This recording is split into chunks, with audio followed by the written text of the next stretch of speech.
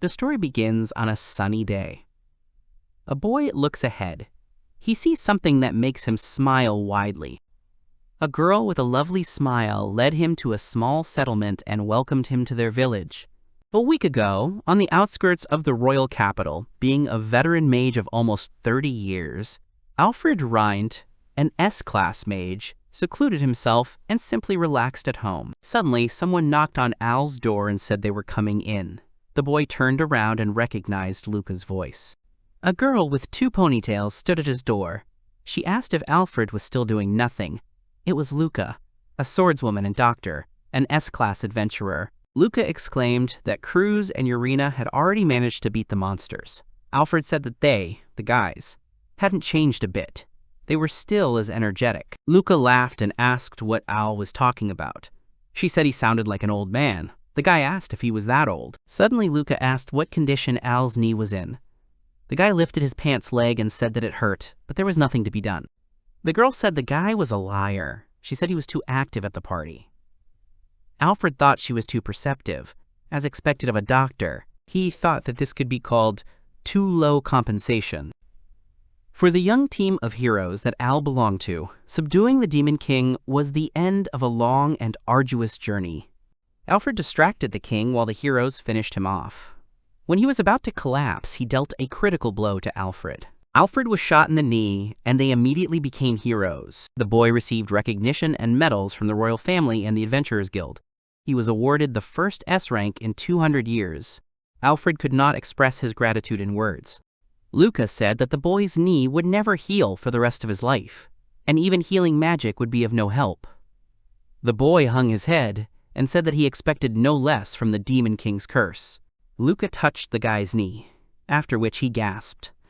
The girl turned away and told him not to strain himself too much in that case. Alfred wondered if she had come just to laugh at him. The boy took the medicine that Luca placed on the table. He wondered if she had really gone to all that trouble to bring him this medicine. He sighed and laughed, thinking that this was very much like Luca. He fell back onto the bed. Alfred had been an adventurer for many years, and he was sure that he had earned this rest. As he lay on the bed, he thought that his knee hurt. Suddenly, a man burst into the room and exclaimed to Alfred that he wanted to ask the boy something. Alfred immediately stood up and tensed. He assumed it might be the Lord Marshal. The boy loudly asked what was wrong. The man exclaimed that he wanted Alfred to form and lead a magical knightly order. He stated that even though the Demon King had been defeated, there were still many monsters on the loose. He wanted to entrust this to Alfred with his achievements and experience in every sense. The guy thought awkwardly that this was a great honor. He admitted to himself that it would be difficult to fight too often in his condition. He hung his head and said he was grateful, and then fell silent. The Lord Marshal understood after a short silence. He said it was unfortunate. Then he exclaimed that he would then like Alfred to train the mages at the royal court. The guy had a pretty bad feeling about this. In the end, the guy was persuaded and came to the party. There, someone recognized him as Lord Rint himself. Alfred was surprised when he saw the great master of the guild in front of him. The man smiled and said he was going to visit Alfred but couldn't. The boy asked what difference it made. The guildmaster admitted that he was planning to form a new adventurers guild in the former territory of the Demon King. He wanted Alfred to become the guild leader in every sense. He smiled and suggested that they discuss everything thoroughly. For most of the rest of the evening, a lot of people came up to the guy and said something. Alfred thought about how bad it was. At the end of the evening, Alfred returned home. As soon as he entered the house, he fell onto the bed. His knee was in terrible pain by this point. He rolled on the floor and thought about how he wouldn't be allowed to rest here. He didn't know that S rank would be such a problem. He had promised the king and the country many things, but this was already beyond the limits, and his recovery was more important than these matters. He was lying on the floor and trying to figure out how to rest. The guy spent a lot of time thinking about it, and he didn't even notice how dawn came. The next morning, the boy was sitting on his bed, getting ready. He took his bag and left the house. Alfred was about to leave the royal capital. After a night of thinking, he realized that even if he took a vacation, there would be a fuss around him. He decided that everything would be fine if he just took the guild's quest. There are 3 criteria by which he chooses a task. First, the task must look easy. Second, the task must be from a village that is as far away from the capital as possible. And third, it must take a long time. When Alfred found a suitable assignment for him, he went to the reception desk and reported it. The girl smiled and looked at the assignment, then asked in shock if this was really what he wanted to accept. It was a rank F quest that was meant for the respective adventurers. The quest stated that they were looking for guards for the village. They had problems with wild boars and wolves, who were constantly attacking. The adventurers were rewarded with food and shelter. Alfred exclaimed that this was what he needed. The girl turned away and said that it was early morning, and she was alone there, and perhaps she should consult with her superiors. Alfred exclaimed that everything was fine and it was urgent. The girl had to agree, which pleased the guy. The reward is small, but he doesn't care. Even if he does nothing, he will receive benefits because he now has a rank. He thought he was going to enjoy the simple country life. So a week passed, and Alfred got to his destination. He got out of the transport and thought that he would have to walk the rest of the way. It was bad for his knee, but as long as he walked slowly, he could bear it. The boy was happy. It was wonderful weather for a walk. After 3 hours of walking through the forest, Alfred noticed that there was nothing there, only trees. Suddenly he heard loud sounds. He immediately realized that these were the sounds of an animal and a man.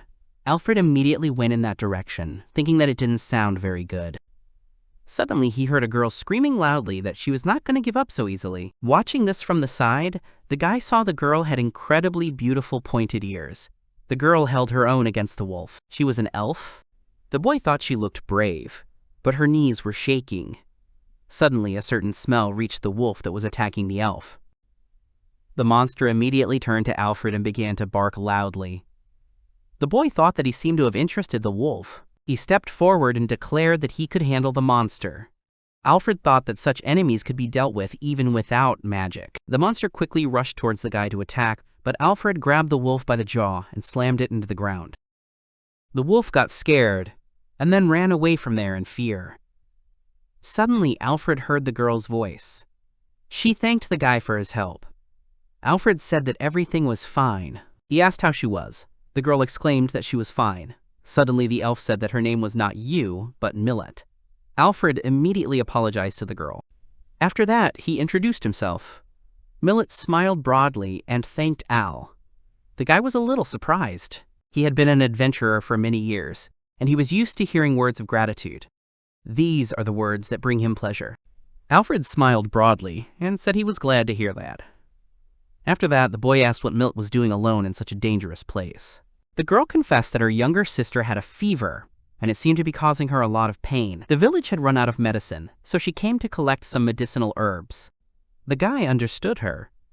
Millet wanted to tell something else, but Alfred interrupted her and said that it may not look like it, but in fact, he is a doctor. The girl said that everyone in the village had said that it was dangerous and that wolves would appear there, but if Millet did not cure his sister, it would be very bad. Alfred asked if this meant that the girl was gathering herbs. Millet said that was not so. There were a lot of wolves this year, so she should not have come to this place. Everything there had already been eaten by wolves and monsters. Alfred asked if that meant it was useless. Suddenly, the girl said she was sure that if she went deeper into the mountains, she would find something. Alfred asked, amazed, if she was really going to go up there alone. The boy thought it was terrible. Even though it was summer, it was already well past noon. Alfred was not so callous as to leave the brave Millet alone. But if he helped her, he wouldn't make it in time, because the gates to the village would be closed at sunset. The guy didn't want to sleep outside at all. However, if they separated in this place, the girl could be eaten, and Alfred's conscience simply couldn't allow that. Millet was about to leave when Alfred suddenly called out to her and asked permission to help her search for herbs. The girl was surprised. Alfred smiled and said that he was in no hurry, and it would be more comfortable with an adult. Hearing this, Millet smiled widely and thanked Alfred for this. The guy said that if she could, she should just tell him where these herbs grow. Suddenly, Millet caught him by the hands and led him away. Alfred told her that she shouldn't be in such a hurry. He thought the elf looked happy. The girl said that plants grow abundantly in this place, but in fact there was no herbal smell at all. The guy asked what he should look for. Millet said to look for green ivy. It resembles the shape of a hand. Millet was upset, thinking that even here all the herbs had been eaten. Alfred asked if there were other places to go. The girl sat down on the floor and said that there was a cave 30 minutes from this place, but there was one but. The guy asked what could be wrong. Millet looked downcast and said that the problem was that a basilisk had recently taken up residence in the cave. Alfred was surprised. The demonic beast basilisk is a B-rank monster. Anyone who looks at it turns to stone. Its tail and blood are incredibly poisonous. If it is cut, the blood will splatter all around, which will be a complete disaster. Alfred thought that a B-rank group should be able to defeat the monster one way or another. The boy told the upset Millet not to be afraid, stating that an old man like him was simply incredible at exterminating basilisks. Millet was very surprised and grabbed the guy. She started screaming that it was very dangerous and that it was not an enemy that could be defeated so easily. Alfred said that everything was fine and he would defeat him. When Alfred approached the entrance to the cave, he asked if Millet smelled the same herbs as he did. The girl confirmed it. The boy took the herb basket from Millet's hands and told her to wait for him outside. The girl was taken aback. Alfred smiled and said that everything was fine and if something happened, she should scream and he would immediately run to her. The girl looked at him tensely and was silent. Alfred walked through a dark and deep cave. He noticed that no one had touched the plants there because there were so many of them. While the boy was collecting herbs, he heard sounds behind him and stopped. A figure of a huge snake appeared behind Alfred. The guy realized that the basilisk had appeared. The monster stood right behind the guy and waited for Alfred to turn around. The basilisk tried to attack the boy with its tail, but Alfred quickly repelled the attack. He created a magic circle, which he used to protect himself from the monster. While the magic circle protected Alfred from attacks, the boy calmly continued collecting medicinal herbs. Having collected a few plants, the boy wondered if this would be enough. He took a small stone from the ground and said that there was nothing personal here. He clenched the stone in his fist and began to gather magical power. He said that he was going to enjoy the monster's defeat. Noticing this, Basilisk became afraid. He tried to attack the guy again, who was already ready to attack. A small stone enchanted with speed magic. Alfred threw a rock at the monster's head, after which it quickly flew through it, leaving a hole in the basilisk's head. The guy thought that it was overconfident, because the last time he fought with basilisks was a very long time ago. Alfred thought that he really didn't want to dirty the cave because of his clumsiness. After all, it is in this cave that the herbs will grow year after year. When the boy went outside, he saw Millet sitting on the ground and waiting for him. The girl kept turning back in fear. Suddenly, she heard someone calling her. She immediately looked up and saw Alfred calling her to him. Millet approached him and began asking if he was okay. The guy confirmed this and handed the girl a basket of herbs. The girl took the basket and smiled broadly, after which she thanked Alfred for his help. Alfred then pulled out the basilisk's head. He apologized and then said that he was going to get the body out of there, so he needed her help. Millet couldn't believe that Alfred had actually defeated the basilisk. The boy asked in surprise what was so special about it. The girl looked at him in amazement, saying that it was amazing. She said admiringly that Al was really strong, and he was also an expert in exterminating basilisks. The guy looked at the girl in a stupor as she continued to say how amazing he was. While Millet was talking about how strong Alfred was, the boy covered his face with his hand, thinking that this was terribly awkward. The girl reached for her cape and said that if Alfred was going to cut the monster, then she could help one way or another if needed. She took off her cloak, leaving only a small jacket on her upper body. Alfred was shocked. He immediately turned away and tried to justify himself, thinking that he did not do it on purpose, and they just caught their eye. Alfred sighed and said that the monster was quite big, and then asked what Millet thought about it. The girl also added that it was also incredibly heavy. After that, Alfred took out his dagger and began to deal with the monster's body. Together, they began to work hard. Started with his tail, fangs, and eyeballs. They could sell for a high price. His blood can be used as an ingredient for medicine. The skin is also useful, and the meat is edible. There was no waste from the basilisk. Together they finished the hard work. Alfred exclaimed that Millet had helped him a lot. The joyful children joined hands. By this time it was already evening. Alfred said that the sun was already beginning to set, so they should set up camp near the cave. Millet was a little nervous but agreed to the proposal. Alfred noticed, worried about the girls, and asked what was the matter. Millet tensed up and said that everything was fine. Suddenly, a sound was heard from behind the trees not far from the boys. Hearing this, Millet screamed loudly and grabbed Alfred. When the girl realized what she had done, she blushed deeply. At that very moment, the guy looked at her in slight bewilderment. Millet immediately turned away from Alfred and exclaimed that she was simply afraid of the night forest. Hearing this, Millet simply could not help but smile. He told the girl that she should not be afraid, because he would protect his lady Millet. He asked her not to worry too much. Millet began to doubt. The girl blushed. By nightfall, the boys had successfully set up camp. They kept food over the fire. While Millet drank water in silence, Alfred was thinking about something, looking into the void. The guy asked if Millet was okay. The girl said that she had borrowed the guy's coat and that she was fine. After all, it was warm outside. Alfred thought about how the darkness of the night sky was growing thicker and thicker. The guy asked if Millet was hungry. He asked her if she wanted to eat some fried cheese. The girl said she was fine. She thanked Alfred for the offer. While the guy was eating something, Millet started rubbing her eyes. The guy asked if she was falling asleep. The girl said that she couldn't sleep because it was a little weird. Alfred assumed that she was not used to sleeping on the street. Suddenly, the girl asked Alfred why he was in this place. He did not understand her question. She reminded him of how she had been attacked by wolves. Alfred said that he was on his way to the village where he had accepted the mission. The girl said she understood. After that, there was silence again. The girl asked if everything would be okay with the assignment, since he was late. Alfred said that there seemed to be no time limit on the mission. Millet was excited and asked where he was going, and if it wasn't far, she could walk him there. The boy said that this place was called the village of Merg. He asked if Millet knew about this place. The girl happily said that this was her village.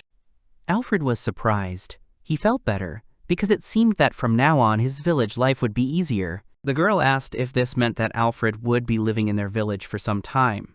The guy confirmed it. After that, they fell silent again.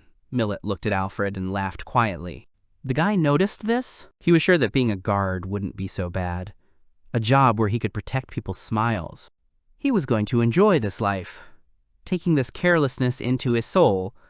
Alfred is a veteran sorcerer who repaired the Demon King. However, at the last moment, he was shot by the, quote, immortal striking arrow. Fearing for his own life, he decided to take a rest. But the aristocracy and high society could not leave him. Therefore, he was forced to leave the royal capital. He chose a rest worthy of him, as the village's protector. Thanks to Millet, he was able to reach the village without incident.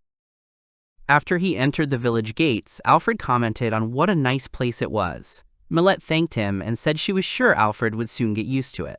Noticing that Millet had returned, the villagers rejoiced and ran to the girl, asking how she was.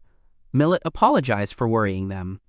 The kids who came to Millet asked who the guy was behind her. Millet called everyone's attention loudly and said that this person was Alfred. She stated that he was very strong and kind, and that he had saved her earlier. While Alfred listened to the girl in amazement, she told him that he helped her collect a special kind of herbs, and that he also looked after her all night without closing his eyes. The boy began to feel shy. He wanted to stop Millet, but she continued, exclaiming with delight that Alfred had defeated the basilisk. The villagers were also very surprised by this. Everyone started shouting about how great Alfred was. Many residents began to approach the guy and thank him for what he did. They noticed that he was quite a strong young man. After that, Millet ran forward. She waved her hand at Alfred and said that she needed to prepare the medicine. A middle-aged man with cat ears came out to Alfred and said that he had heard a lot about the guy. It was the village chief. Alfred quickly apologized and said that he had to introduce himself. He bowed and said that he had taken on the duty of guardian of the village of Merg. He said his name was Alfred Rint. The villagers became quiet when they heard this. The boy began to get nervous, but the villagers quickly exclaimed that there would be a party in honor of Alfred's arrival. The boy was taken aback, not understanding what was happening. The village chief said that he would take Alfred to the residence they had prepared for him. The man led Alfred to a dilapidated house. He apologized for the state of the house, but it was the guard's home. Alfred said it was fine, and he liked it. After Alfred entered the house, he thought that the house was indeed old, but at least it had a roof and even a bed. Alfred asked the village chief to explain the details of his work. The man agreed and placed a chair in front of him. He told Alfred to enjoy the sun while he just sat in front of the gate on a chair. The boy was surprised. The old man said that the guy's main job is to prevent enemy invasions from outside, but they just don't have that many enemies. Alfred wondered if a guard was needed here. According to the head, the boy will be useful, helping out on farms during the day. And when the residents decide to go outside the village, he will protect them from both bandits and wolves. The leader said that the chance to participate in the battle was extremely small. Alfred smiled and said that he could help them. The old man became nervous. He said that Alfred looked like a veteran and he must be frustrated with such tasks. The boy immediately objected and said that it was not so at all. The old man said that the villagers, like himself, were expecting to see a young man, so he was a little surprised. Alfred realized that they just wanted a young boy, and that was the reason they reacted the way they did. The old man decided to give Alfred a tour of the village. Alfred realized that the villagers' plan was to invite the young man and marry him to one of the girls who had reached marriageable age and force him to move in permanently. However, the young adventurers would not accept such tasks. The chief asked why Alfred decided to become a guard. The boy said that in the past he had injured his knee. The old man said that in that case Alfred could relax in the local hot springs because it helps to heal the wounds. That same night, there was a party at the village chief's house. Everyone drank and rejoiced until late at night. When Alfred was already in his room and trying to fall asleep, he couldn't get rid of the loud sounds. He realized that the wolves were approaching. Alfred stood up, thinking that it would be bad if the village suffered on his first day. He braced himself, thinking that first impressions mattered. He had to deal with the problem before the villagers decided he was a loser. He got out of the house and ran into the street, where he saw something he didn't expect at all. Alfred was amazed to see a beautiful magical wolf standing in front of him. Alfred may be a veteran, but he has never seen such a beautiful wolf before. Among the ancient magical beasts, there are some that can use magic. The wolf rushed forward and growled loudly, attacking Alfred with magic. The boy covered his face with his hands. It was a magical howl. A simple adventurer would have been paralyzed. The wolf tried to attack again, but Alfred grabbed him by the muzzle and slammed him into the ground, then kicked him. Many wolves continued to attack the boy, but he dodged and defeated them without any problems. He thought they were magical, but this huge wolf was their leader, and he was the only one who could use magic. Judging by the number of these wolves, there were about 20 of them. There was no end to them. They obeyed their leader. He headed towards the leader. The guy decided that if he used thunder fire here, he could cause a fire, but he couldn't handle water. He decided that what he did was the best option. Alfred attacks them using accelerated magical barriers. After the attack, the boy was very surprised that the wolf was able to dodge. In an instant, the wolf was behind Alfred. Alfred said it wasn't bad at all. He smiled predatorily and turned back. He started to attack him. Thinking that this was quite funny, he used his magic again. He hit the monster in the stomach with a powerful attack. The wolf couldn't withstand this attack and flew back. He rolled backwards, head over heels. Alfred said that he would be happy to kill them all, but if they left the village of Murg alone, he would let them leave alive. This beast was strong enough to use magic, so it was normal for it to understand human speech. Alfred exclaimed that he was a sorcerer, and if he had used the maximum of his powers from the very beginning, all of the wolf's followers would be dead now. He said that he could exterminate them all, but if he did that, the wild animal population would increase and they would start to devastate the fields. So he lets the wolf and his pack go. Besides, he decided that it would be a waste of time to kill everyone. He just wanted the wolf to listen to him. Suddenly, the monster stood up. Suddenly, Alfred heard the wolf say that he understood everything, after which he called the boy a powerful child. The boy realized that this was telepathy, and was surprised that the wolf was capable of such a thing. The wolf admitted that it was his mistake. Alfred was surprised by such obedience. The wolf was upset that even he could not make Alfred be more serious. The boy stopped the wolf and said that he respected his strength and wisdom as a magical beast. He said that his name was Alfred Rint. The wolf said that he didn't have a name, and then asked Alfred to give him one. The boy thought for a moment, then said that he wanted to name the wolf Gilgil. The wolf turned pale. The boy thought that this was not it, after which he suggested Puffy. The wolf began to lose patience and get angry. He noticed that the animal showed no hostility and decided that he liked it. The wolf said that he would now be called Femi. As long as he was the alpha, he swore that they would not attack the village of Merg. He said he was doing it as an apology for disturbing Alfred's men. The boy said that he was happy about that.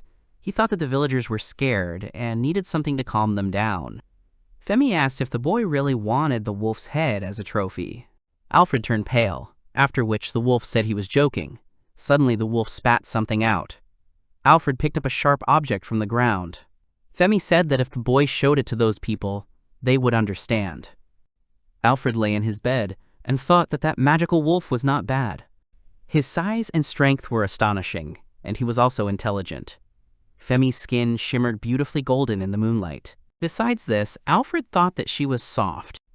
The boy felt something on himself and thought that it was pleasant, and that this is exactly how it should be if he touched a wolf. Suddenly, he felt his whole face getting wet. The guy jumped out of bed and wondered what it was. Femi was sitting right in front of him. The boy fell down and asked what was going on. The wolf used telepathy again to say that it was rude. The boy got scared. He asked if this wolf was the same magical wolf Femi. The wolf confirmed it. Alfred was surprised that Femi could become small. The wolf wagged his tail proudly and said that it was something like that, and it was very nice. He wanted to tell him the reason why he came back here, but Alfred started petting Femi. The guy said that he really wanted to touch him, because Femi was very soft. The wolf got angry and told the boy not to treat him like a dog. The boy ran his hands over the wolf's body and noticed that he was incredibly thin. The wolf said that he had a request. Alfred understood that he himself said that in case of any concerns, the wolf could turn to him. However, he did not expect that Femi would approach him that same day, especially since the wolf had spent a lot of effort to change form, but a promise was a promise. He asked what Femi's request was. The wolf said that it pained him to talk about it, but although this place used to be the domain of magical wolves, now everything has changed. After the previous Wolf King died, the wild boars began to attack actively, and the magical wolves were forced to leave. Alfred realized why the previous generation of Femis had called this land home. Femi, who had become the king of the magical wolves, led a group to fight them, but surprisingly, the main magical boar was strong, and they can no longer feed on those lands. Alfred understood why Femi was so thin. The wolf drooped. The boy realized that it seemed wrong to call them thin. The wolf said that this was the reason they decided to attack the village, but Alfred stopped them.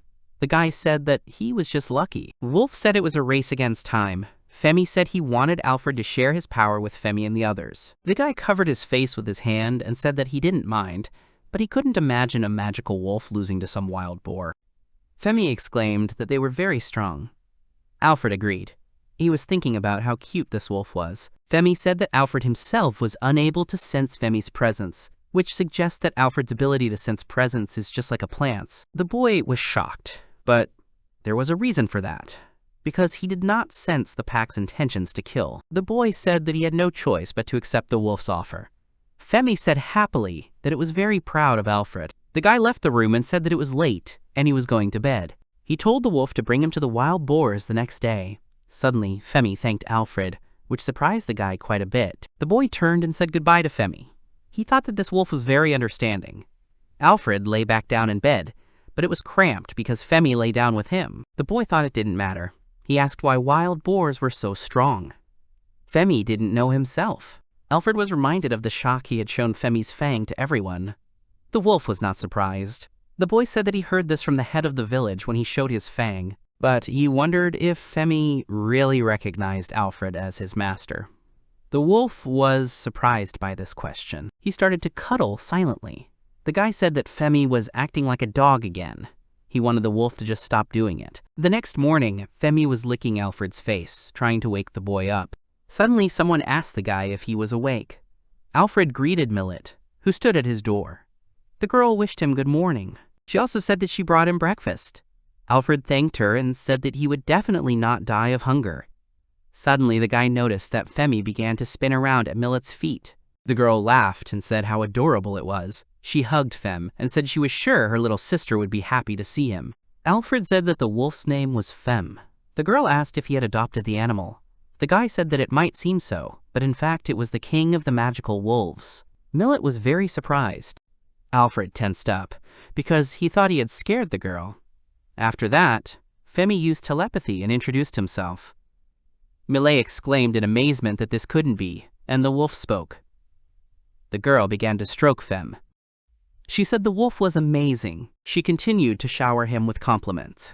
Alfred thought that everything was fine since Millet was happy. After breakfast, at the request of the king of magical wolves, Alfred told the head of the village that he wanted to tame the magical boar. The villagers made Alfred try hard because they wanted to eat wild boar meat. They said they would wait for him. When Alfred left the village, he asked Femi where they should go. The wolf led the boy along the path. Suddenly, Femi stopped. He began to increase in size, returning to his usual form. Alfred touched the wolf's fur and said that Femi was incredible after all. The wolf wagged its tail proudly, creating a strong wind pressure. Alfred said that he had been thinking about it a lot lately, but he wondered if it was true that the previous king of the magical wolves was the one who fought against the heroes 3 years ago. Femi said that was not true, and the previous king was his son.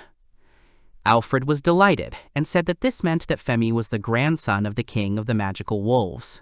He admired it, but suddenly he felt pain. Femi asked what it was. Noticing that Alfred was holding his leg, he asked if his knee hurt. Alfred admitted that something had happened during his fight with the Demon King. Hearing this, Femi looked at Alfred in amazement. The guy said that it would be great if Femi didn't slow down. Suddenly, the wolf asked the guy if he wanted to ride him. The wolf awkwardly said that it wasn't that he let people ride on his back. It was just that, since he was one of the people responsible for this application, he wanted to do something. Alfred thanked Femi and said that he was his savior. He quickly sat on the wolf's back. Femi was surprised. Alfred asked what was wrong. Femi laughed a little awkwardly and said that everything was fine. Immediately after that, they ran forward. Alfred noted that Femi was very fast. After a while, they arrived at their destination. Alfred asked what this place was, because they were right in front of a terrible wasteland. Alfred said he didn't think there were any wild boars there, but there were some tracks. Femi said it was just for now. He asked if Alfred was ready. Suddenly, the wolf raised his head and growled loudly straight into the ground. Alfred covered his ears with his hands and said it was too loud. Femi apologized and said he just had to wait a little while. Suddenly, Alfred felt someone's strong presence. The next moment, a huge body rose from the ground. Femi and Alfred watched in amazement as the wasteland began to rise. It turned out to be the magical boar, and it was far from being in a good mood. Femi was also excited. He said that he knew about it, and it was amazing for both of them. The wolf seemed quite energetic when he decided to remind Alfred that earlier he had said that Femi did not have the slightest chance. The guy asked in surprise what this wolf was happy about. The boy lunged forward with a quick jerk. Alfred has his own rule, which is not to commit senseless murders. However, this creature was absolutely enormous, and this area became a wasteland only because this creature had absorbed all living things that were in this territory, including herself. If this continues, sooner or later the forest will simply be destroyed. When Alfred managed to get close enough to the monster, it suddenly opened its mouth, from which came a disgusting smell. The boy immediately went into a stupor and covered his nose and face with his hands, trying not to inhale it. He fell to the ground because of how strong the smell was.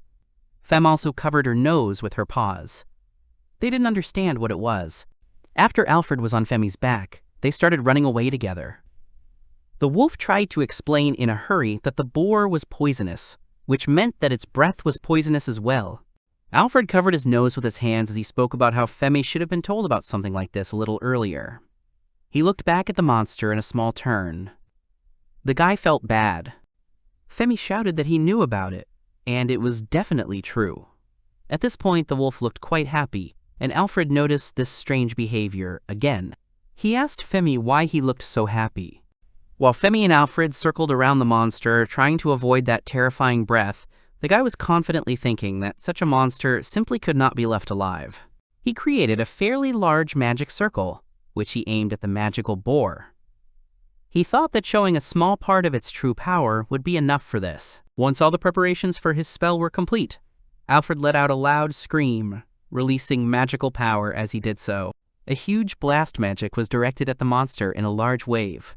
In an instant, blood splattered all over the area, and the boar stopped in one place. A shocked Femi, who had been watching the whole thing, looked at the smoke cloud and asked Alfred if the guy had killed the monster. The guy tensed up and told Femi not to say anything before it was necessary. After this attack, the boar fell behind Alfred. It was dead. The guy adjusted his clothes and said that it was easy enough to kill the monster without worrying about the surroundings. He also added that he was extremely glad that he was able to kill this monster with just one blow. Alfred exhaled. He turned around and thoughtfully remembered that earlier the villagers had told him that they expected some wild boar meat from him, but Alfred would be surprised if this monster was even edible. In response to these thoughts, Femi calmly said that this boar was edible. He told that even poisonous snakes have meat that is not covered in poison. Alfred asked in surprise if this was true. Suddenly, Alfred noticed that quite a few wolves had appeared around him. He turned around and exclaimed in amazement. In response to this, Femi only said that it was his pack.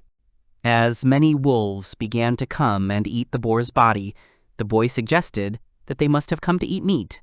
Alfred had long since noticed that both Femi and his pack looked very thin. The guy cut a small piece of meat from a dead boar.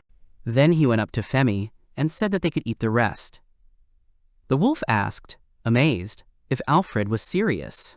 The boy confirmed this and wished the pack a bon appetit. After these words, many wolves howled gratefully to Alfred and began to eat the meat. The guy liked to watch how the satisfied wolves were eating tasty meat. Thus, Alfred successfully fulfilled Femi's order. The satisfied guy was extremely happy with this turn of events. The villagers were extremely happy with the meat.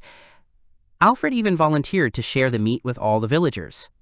The head of the small village was very shocked by the sight of the giant tusk that Alfred gave him. Millet continued to exclaim how incredible it was. The girl was in a really good mood on this wonderful day. The children of the village were genuinely delighted and occupied with Femi. They stroked the wolf's soft fur and commented on how fluffy he was. Femi himself sincerely enjoyed this, but tried to maintain his pride and keep his head up. The girl was holding a small plate. She asked if Alfred wanted to have lunch with them, as well as with Fem and Colette. The guy smiled broadly and said that it sounded quite good. He offered the girl to fry some meat. As they walked forward, Alfred asked how Millet's little sister was doing. The girl said that everything was fine, and all thanks to Alfred. Millet was still worried, and made her sister sleep a lot. Millet entered Colette's room and told her sister that they had a guest. Alfred followed the girl in. He walked up to the bed where the little girl was lying and said he was very pleased to meet her.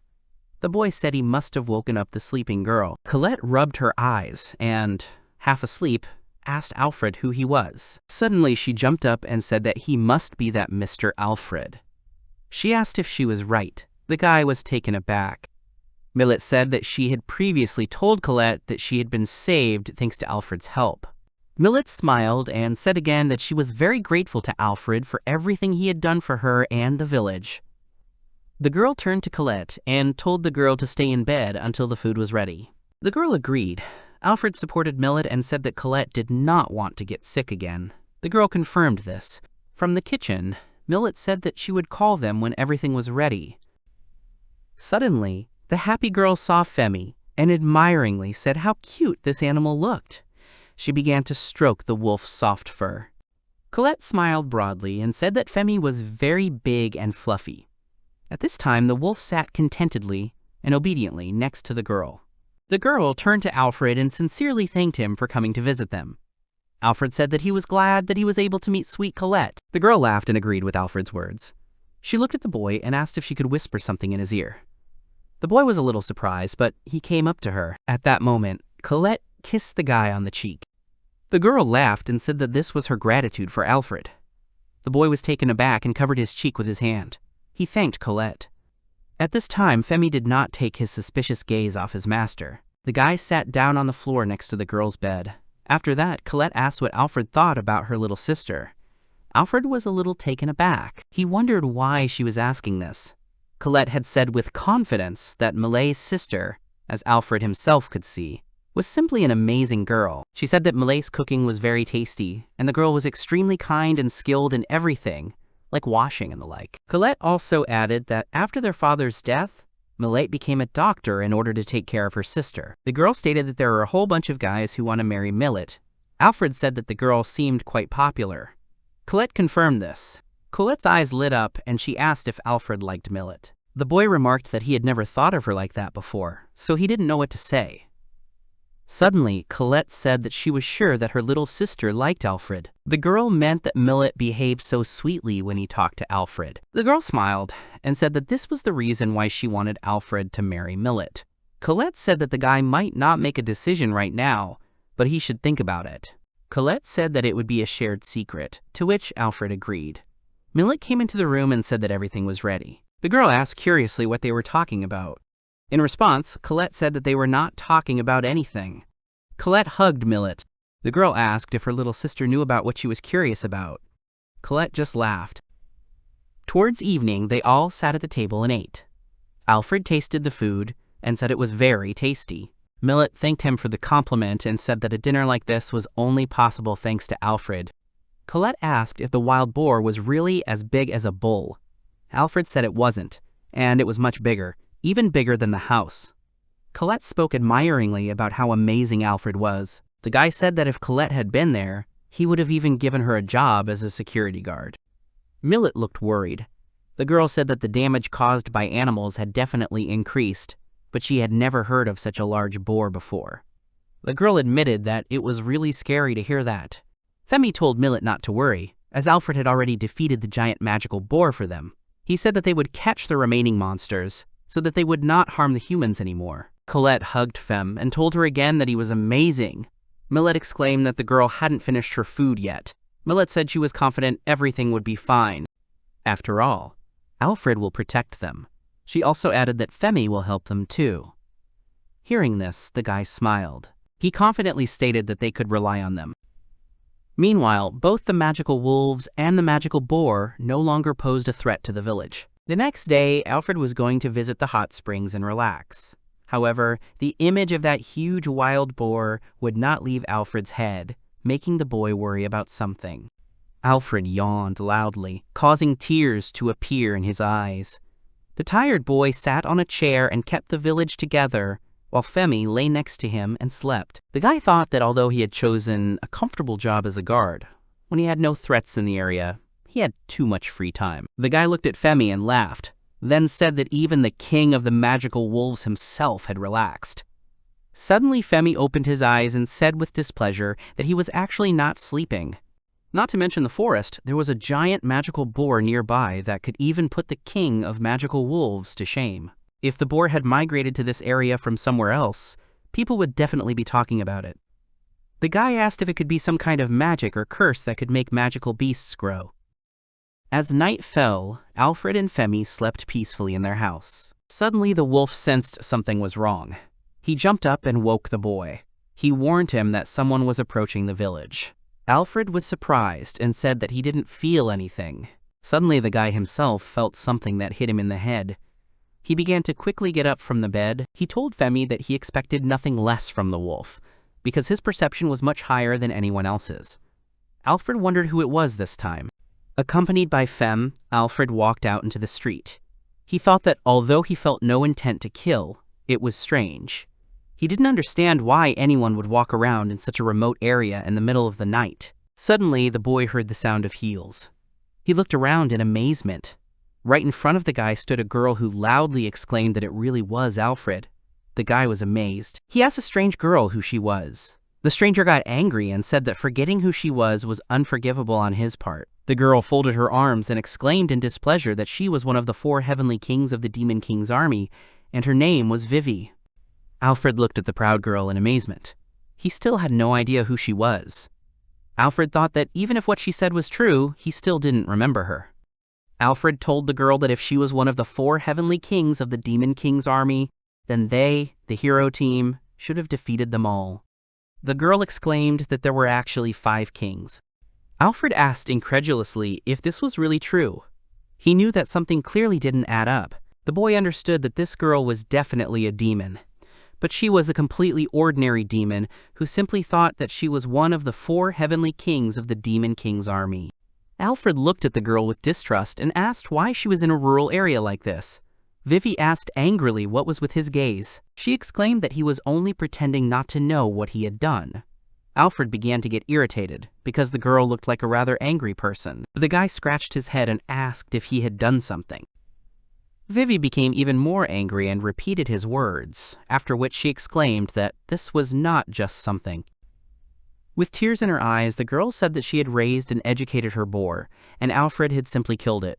She did not understand how the boy dared to behave in such a way. As Alfred looked at the girl in shock, Vivy exclaimed that he shouldn't even dare to say that he had forgotten it. Hearing this, Alfred got angry and pointed his finger at the girl and said that it was all her fault. Hearing these accusations, Vivy was taken aback. The girl was shocked and said that actually she should be angry.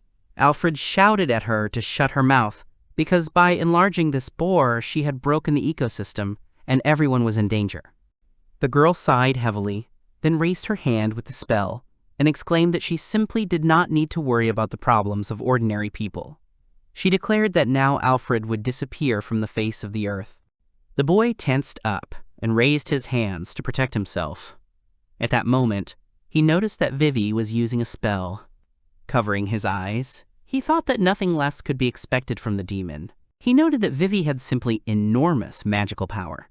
Alfred also thought that only an amateur would recite a long spell right in front of the enemy. The boy rushed to run straight at Vivy, who stood motionless and read the spell. The boy screamed loudly. Noticing this, the girl was taken aback and did not understand what was happening. The next moment, Alfred knocked Vivy off her feet. After which, the girl flew back. Lying on the ground, she asked why he did it. She cried and said that she was absolutely sure that Alfred was a wizard. The guy said that breaking spells is the basis of the basics. The guy hit Vivy and said that she had the courage to show herself, even after causing so much trouble to ordinary people. He said that he would knock some sense into her. The girl screamed in fear. Suddenly, Alfred stopped. Vivy cried loudly, causing her feelings to create a fireball. Alfred quickly dodged the sudden attack, but he was also surprised. The fireball flew behind Alfred and landed right in the boy's hut. Alfred screamed loudly, not understanding what it was. He wanted to put out the fire with fire magic. After he got rid of the danger, he turned to Vivy threateningly and told her not to even think that he could let her go so easily after this. The girl wanted to say that it wasn't on purpose, but at that very moment, Femi caught her by the leg and began shaking the demons from side to side. Alfred noticed that Femi was not holding back at all, even despite the girls crying. The boy said in surprise that the king of magical wolves never ceases to amaze him. At this time, Vivy asked in amazement why he praised Femi. As Femi continued to swing Vivy in all directions, the girl screamed at the wolf to stop. Calmly watching this, Alfred asked if the girl realized her mistake. Vivy screamed loudly that she understood everything. Only after these words did Alfred tell the wolf that it was enough. Immediately after that, Femi calmly threw the girl to the ground. Vivy started to feel the ground, thinking only that it was very scary. Alfred told the girl to stretch her hands to him. Vivy obediently did what the boy ordered her to do. Immediately after that, Alfred used magic to create handcuffs on the demon's hands, which constrained her actions. The guy closed the girl's eyes, then led her to the barn. He threw her to the end of the room. Vivy asked what he planned to do with her, bringing her to this barn. The girl crawled around the floor in displeasure and screamed that even if he used her body, he shouldn't think that he could get her heart too. Alfred just watched her silently. Suddenly, his gaze fell on the huge hole in the ceiling that appeared because of the fireball. The guy said out loud that everything was visible from here. Vivy misunderstood and asked what he was looking at. She assumed he was looking at her where he shouldn't. Vivy asked him to stop. The girl said that for one of the 4 heavenly kings of the Demon King's army like her, being humiliated as if she were some second-class person was unforgivable. But Vivy wasn't going to give up. She said she wouldn't lose. Femi said that this girl was a weirdo. Together they watched her in silence. Vivy lived in her own little world. Alfred sighed heavily, thinking about how troublesome Vivy was. He lifted the blindfold from the girl's eyes and said that he had absolutely no intention of doing anything like that to her. In response to this, Vivy exclaimed that he was deceiving her. She told him not to touch her. The guy tried to calm the girl down, but she was restless. When Alfred got tired, He sighed and told Vivy to do whatever she wanted, but the roof she set on fire had to be repaired. The guy thought that now should be the most important part, because he should interrogate her harshly to find out the girl's motives. Vivy was lying on the floor tied up. The boy looked at her sternly and asked why she had enlarged the magical boar. In response, the girl said that she had no reason to tell Alfred about it. She laughed and said that if he knew about her plans, he would definitely be horrified. Alfred just remained silent. Vivy continued with a cruel smile and said that the enlargement of the magical boar was just simple training. The girl said that she was eventually targeting a dragon, and when it grew up, the magical boars would be excellent food for it. She said that it would be a double benefit for her. Alfred and Femi thought that Vivy wasn't the smartest person because she told them everything so easily. The guy thought that it was a big disappointment because Vivy acted like a child who couldn't control herself. He thought it didn't matter, she was probably a child after all. Either way, Alfred thought the girl's plan scared him a little. If she can actually make the dragon bigger, it will be quite a problem. Alfred approached Vivy and asked what she would do after she enlarged the monster. He asked if she was going to rebuild the Demon King's army. Hearing this, Vivy's voice became dubious, and she asked how he knew. Alfred asked what kind of spell Vivy was using, since growing to that size was impossible using a normal spell. He looked away and said that it was such an impressive magical boar. He looked through his fingers at Vivy, who was genuinely happy with these words. The girl laughed and said that for a lower being, Alfred was quite good at this. The boy thought that it was too easy. Vivy quickly drew a magic circle on the ground and showed it to Alfred. He asked if she really carved it into the bottom of the swamp. The girl proudly said that she had outdone herself. Alfred thought that the spell must have been well hidden since he hadn't noticed it. This girl might be a more powerful wizard than Alfred expected, although she was a little annoying. The boy stood up and said that tomorrow they would cleanse the magic circles. Vivy was amazed. Alfred said that after they finished, the girl would restore the roof. Vivy refused and asked why she had to do something like that. At that very moment, Femi growled menacingly at the girl, and she agreed. Alfred said he was glad about it and then wished her good night. The next morning, the boy told the villagers everything. They were shocked by what happened during the night. Alfred said that everything was fine and he would sort it out soon so that everyone would be safe. The villagers said that, however, the boy had caught a dragon with great magical power, and it had saved them. They said that if Alfred had not been there, the village would have been destroyed. Everyone thanked him in unison and said that he was the savior of their village. Alfred said that he had not done that much. Millet said that was not the case at all. The boy smiled when he saw the girl. At the same time, little Vivy was screaming that she was one of the 4 heavenly kings of the army. The children in the village admired the girl and asked who the 4 heavenly kings were. Millet asked if Vivy was really a powerful demon. Alfred said he had put a limiter on her so she would be fine. Millet worriedly asked if the boy had gotten hurt during the fight with that demon. Alfred said she shouldn't worry. Millet smiled and said that after all, Alfred was a strong and amazing person. Alfred said that it wasn't so, it was just that Vivy was the self-proclaimed Sky King. Millet smiled and said that even if that was the case, it didn't change the fact that Alfred protected their village, so she was grateful to him. Alfred also smiled and thanked Millet. The girl blushed. Alfred thought that she was genuinely happy when he thanked her. Together with Vivy and Femi, Alfred set out on his journey. The guild leader turned to the boy and asked if Alfred could take Millet with him as an observer. Without much thought, the boy agreed. Alfred thought that since it was the village chief's order, he probably couldn't refuse. Millet bowed and said that she might be inexperienced, but she wanted him to take care of her. Alfred agreed, and together they went forward. Alfred said that he did not think it would be dangerous there, but if such a moment came, he would protect Millet. Vivy sighed heavily as she listened to their conversations. At this time, the villagers wished the boys success. Alfred was riding on Femi, and Millet was sitting next to him. The girl said that Femi looked pretty cute, and then asked what the others thought about it. Vivy looked at the wolf, after which she became very scared, because, in her eyes, Femi was a terrifying monster. The girl walked forward, talking about how terrible it was. She had a feeling that Fem wanted to eat her as soon as he got a chance to do it. She was scared. Hearing this, Alfred asked what nonsense the girl was talking about. Suddenly, Vivy stopped and said that they had arrived at their destination. Alfred quickly jumped off Femi. Millet covered her nose with her hand and said that it smelled really bad. Alfred agreed. The girl said it was incredible that Alfred and Femi had defeated a magical boar that was spewing such terrible poison. Alfred agreed, still holding his nose. Even Femi whined because of the terrible stench. He looked at Alfred with pity, his whole appearance saying that he couldn't cover his own nose. Alfred guessed he had no choice. He reached out and covered the wolf's nose. Vivy turned around and asked what they thought about it, because it smelled really bad. The girl discovered a rare poisonous boar at the end of her search, after which she tied it to magic circles. Alfred listened to her without much enthusiasm. Alfred came closer to the liquid and said that the swamp was noticeably getting smaller.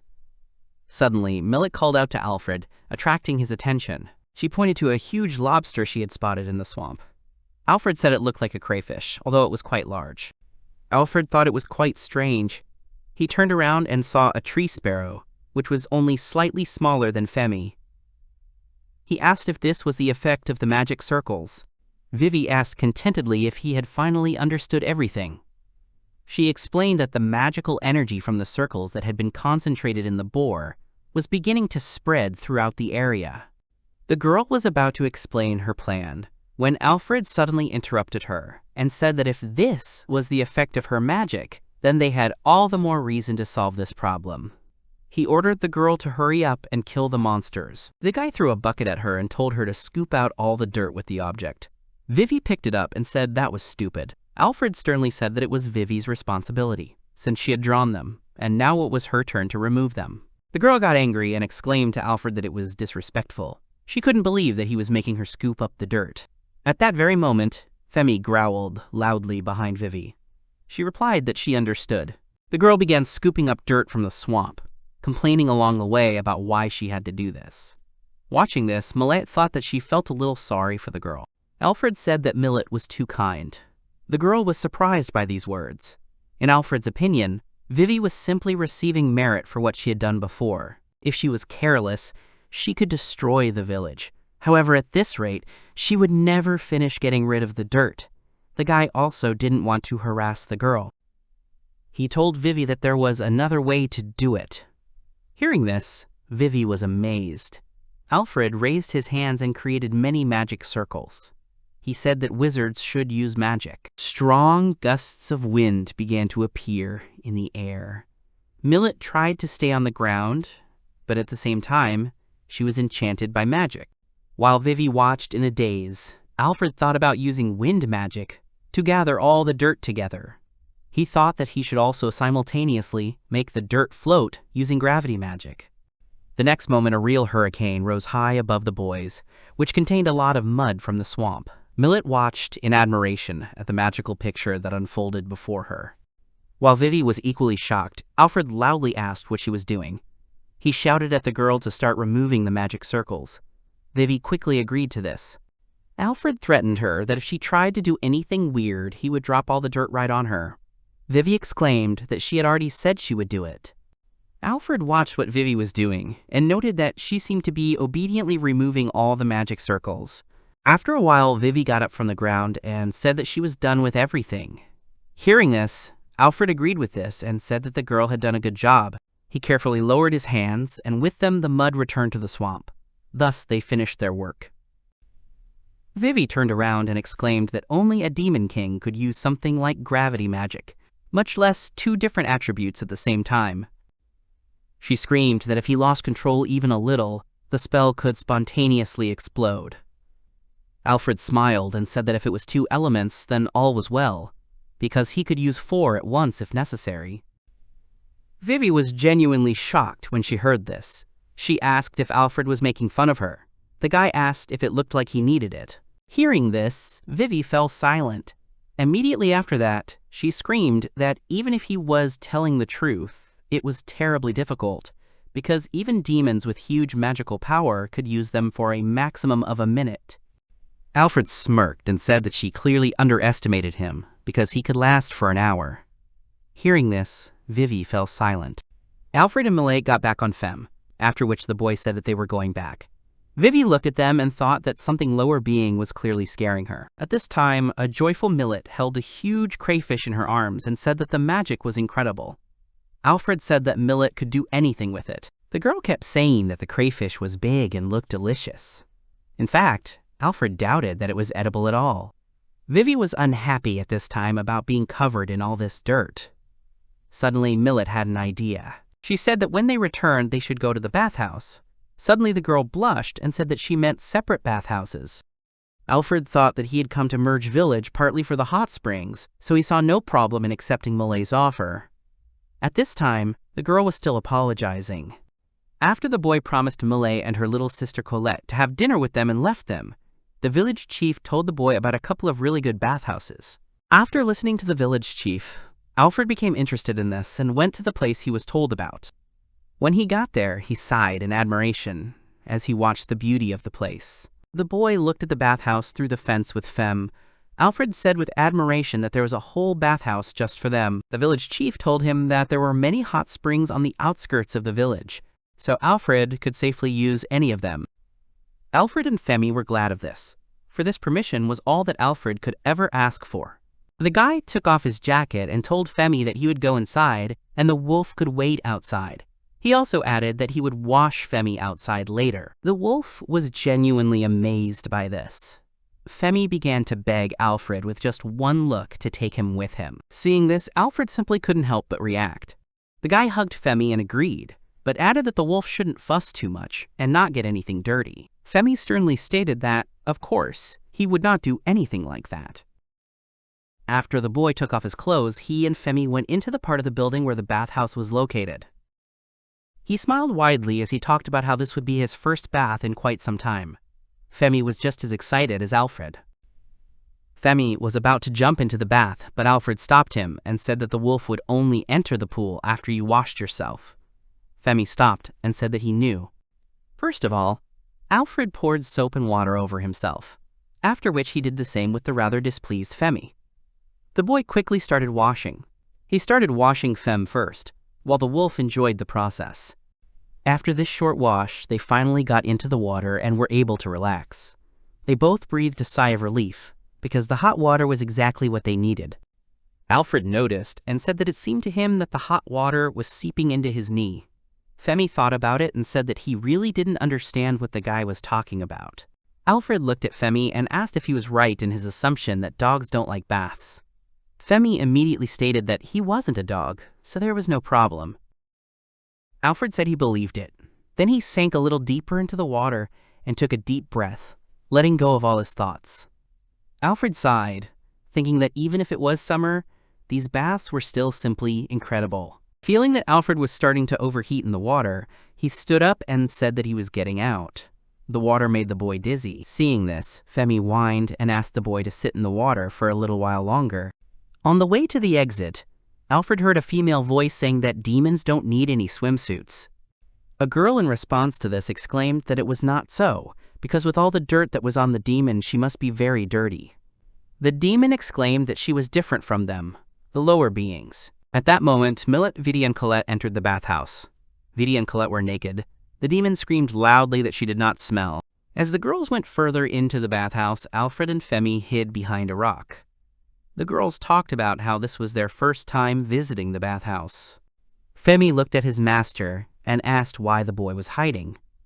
Alfred quietly exclaimed that he had principles. The girls were discussing something heatedly, while Femme silently looked at them. Alfred turned away and tried to convince himself that he was not listening to their conversation. Meanwhile, Millet kept telling Vivy that she should take a bath, because this was their chance to finally wash their hair properly. Vivy covered her ears and exclaimed that she just hated bathhouses. Little Colette added that she was already washing herself. At this time, there was already foam on her head. Suddenly, Vivy looked suspiciously at Millet and said something that was more important to her. She reached out to Millet and said that despite the girl being an elf, her form was quite good. Millet was very surprised by the demon's actions. Vivy ran up to Millet and ripped the towel off her. Millet screamed loudly and started covering herself, saying that it should be hidden behind her clothes. Vivy approached Millet from behind and started touching the girl.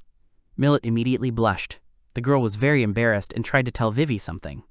Suddenly she exclaimed that the truth was about to get angry, but Vivy did not stop at all. Colette told the Sky King that it did not matter how hard she massaged her little sister, because nothing would be lost from it. At this time, Alfred covered his face with his hands and looked at the floor. He thought with great difficulty that no matter what happened, he should not look under any circumstances. He held on to the thought that he was a gentleman. Noticing Alfred, Femi said rather worriedly that the guy's face had turned very red. Alfred was taken aback and removed his hands from his face. Sweat was pouring off him, as he thought he might be feeling a little dizzy. His vision was swimming. Suddenly, Colette ran behind the rock where Femi and Alfred were hiding and exclaimed that Mr. was here with Femi. Hearing this, Millet immediately covered herself, shocked by what was happening. Vivy did not stay away. The girl also covered herself and, full of rage, said that he was going to spy on the poor girls in the bathhouse. She suggested that he must want to die. Colette looked at what was happening in front of her in bewilderment. All three girls walked straight up to Alfred. The guy wanted to justify himself. He asked them to wait, because it was a complete misunderstanding. Vivy clearly didn't want to listen to what the guy was saying. She threw a bucket at his head with all her might and exclaimed that he was a disgusting wizard. Vivy's blow was very strong, causing Alfred to quickly fall backwards and lose consciousness. The last thing he could hear before that was Millet's frightened scream. From that moment on, his memory was blurry. The girl tried to call him. After a while, when Alfred finally opened his eyes, he looked very tired. Right in front of him, he saw Millet's face, smiling sweetly the moment she noticed that Alfred had woken up. Noticing this, the guy immediately jumped up and tried to sit up.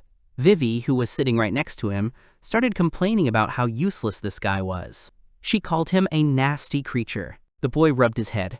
He remembered feeling dizzy and then losing consciousness. He also remembered Vivy throwing a bucket at him. He took a deep breath and smiled, thinking only that it was quite unpleasant for him to realize this, but it was quite pathetic for an S-class wizard. The boy thanked them and said he owed them a favor. Millet smiled and said he didn't owe them anything, but Vivy said it was weird anyway, since she could have sworn the bathhouse was reserved for them. Alfred said that it wasn't so, because the village chief had also recommended this place to him, and he was 100% sure that the bathhouse was reserved for him. Hearing this, Vivy frowned. Suddenly, Colette entered the room riding on Femi and asked if the master was feeling better. Millet said that the village chief had told them exactly the same thing, only through Colette. The girl asked her sister if that was true. The girl smiled broadly and said that she had heard about it from the village chief. The man recommended the hot springs to the mister, and then said that Colette and the others could go there after the boy. Vivy and Millet exclaimed that the girl had told them something completely different. Earlier, Colette had shouted at them that the village chief had said they could go to the baths, and she had really wanted to do so. The girl was confused. Millet blushed and said that somehow they had this misunderstanding, and she was very sorry about it. Little Colette screamed that she was very sorry. Alfred suddenly noticed that he was wearing clothes. He didn't remember changing clothes earlier. Suddenly, Millet grabbed the guy by the shoulders and asked what condition he was in. The girl exclaimed that she would now bring him some water.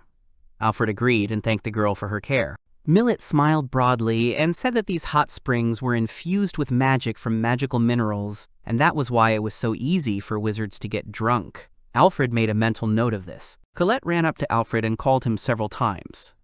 The guy asked what happened. Colette moved closer to the boy's ear and whispered to him that it was her little sister, Millet, who dressed him. The satisfied girl smiled, looking at Alfred. After this information, the guy lowered his head even lower. He said that, it seems, he is now in great debt to Millet. In response to this, Femi only barked. Having finished all the preparations and business in the bathhouse, Alfred went out with Femi. There was a wind blowing outside, and the guy noted that it was quite a good wind. He covered his face with his hand and thought that they must have already gone home. Little Colette called Alfred and told him to hurry up. Together they walked forward at a fairly fast pace, the wind blowing their hair in pretty dresses. Millet turned and waved at him, then told him that the last one to arrive would go without dinner. After these words, Vivy and Colette ran forward as fast as they could. Millet said that she actually still had to cook it, so Alfred didn't have to hurry too much. The girl smiled widely. Suddenly, Vivy fell to the ground and said so. Millet exclaimed that it was all because she was in too much of a hurry. Alfred couldn't contain his joy and laughter at this situation. He covered his mouth with his hand and laughed. At this time, Colette was pressed against Millet's legs, hugging her sister, and Vivy was watching. Alfred was saying that a life dedicated to protecting these beautiful people was not as bad as it might have seemed before. Alfred Lint is currently an S-rank wizard. 5 days have passed since he started working as a guard in Murg Village. He dealt with the danger from the beasts and thought he could rest, but then the culprit of all this appeared. The demon girl, who is the self-proclaimed one of the 4 heavenly kings of the army of the demon king, Vivy. She intended to enlarge the boars and raise dragons using powerful magic, and was aiming to restore the demon king's army, but he completely prevented this. Suddenly, the children began to shout that the Sky King was so cool. Alfred thought that she was a scoundrel and just a little stupid.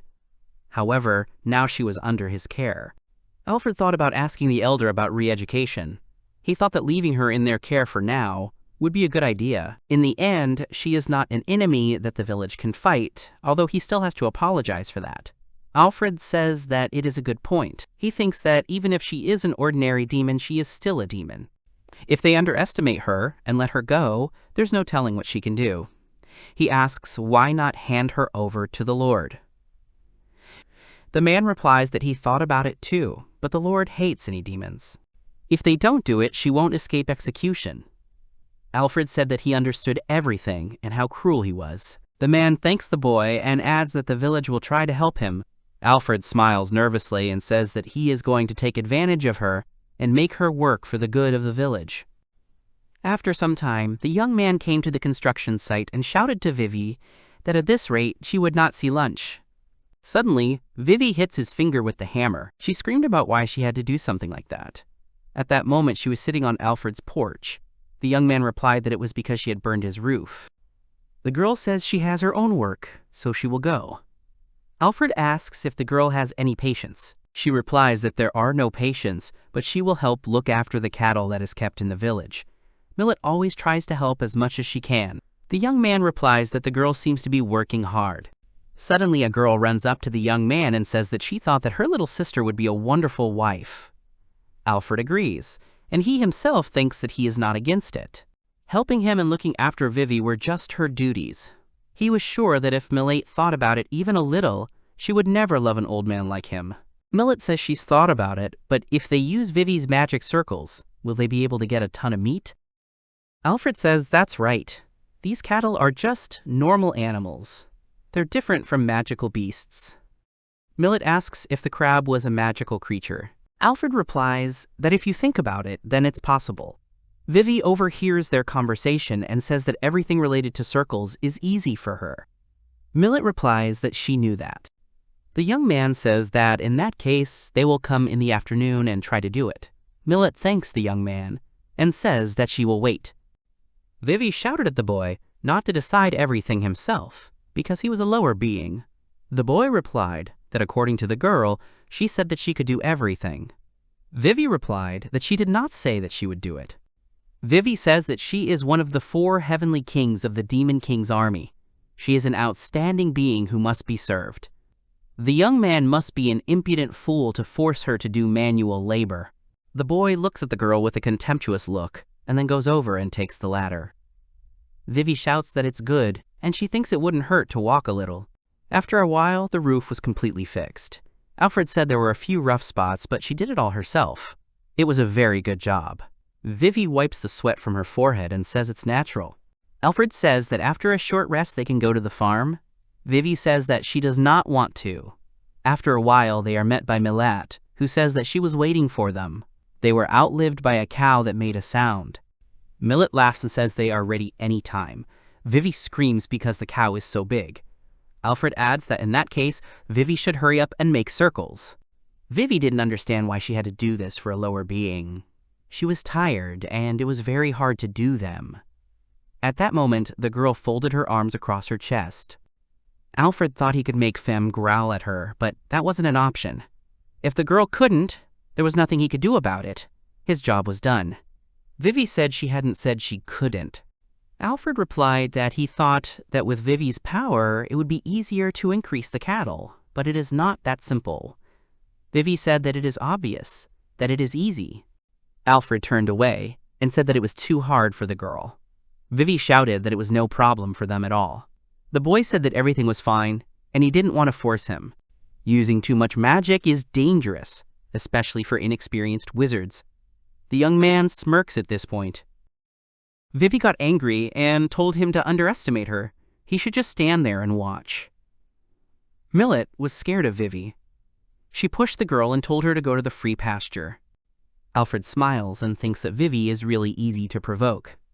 Vivy at this moment thought about the circles that are the basis for magic circles. This is their core. The girl says that experience is especially important for the simplest actions. Alfred says that Vivy talks a lot. Millet smiles and says that she wants to see how his magic works. Alfred smiles as he looks at Millet and then agrees. At that moment, Vivy sits down on the ground and starts using her magic. Suddenly, a magic seal appears on the ground. Then Vivy says that everything is ready. Alfred smiled and said that, as expected, the girl always did a great job. Vivy replied that she made the circles twice as big as before. Millet puts her hand on the boy's shoulder and tells Vivy that she is incredible. Vivy smiles and thanks him for his help and tells him that she gave it her all. Suddenly, a shout is heard that Millet's break is over. Millet tells Alfred that this is not good, because she needs to get back to work.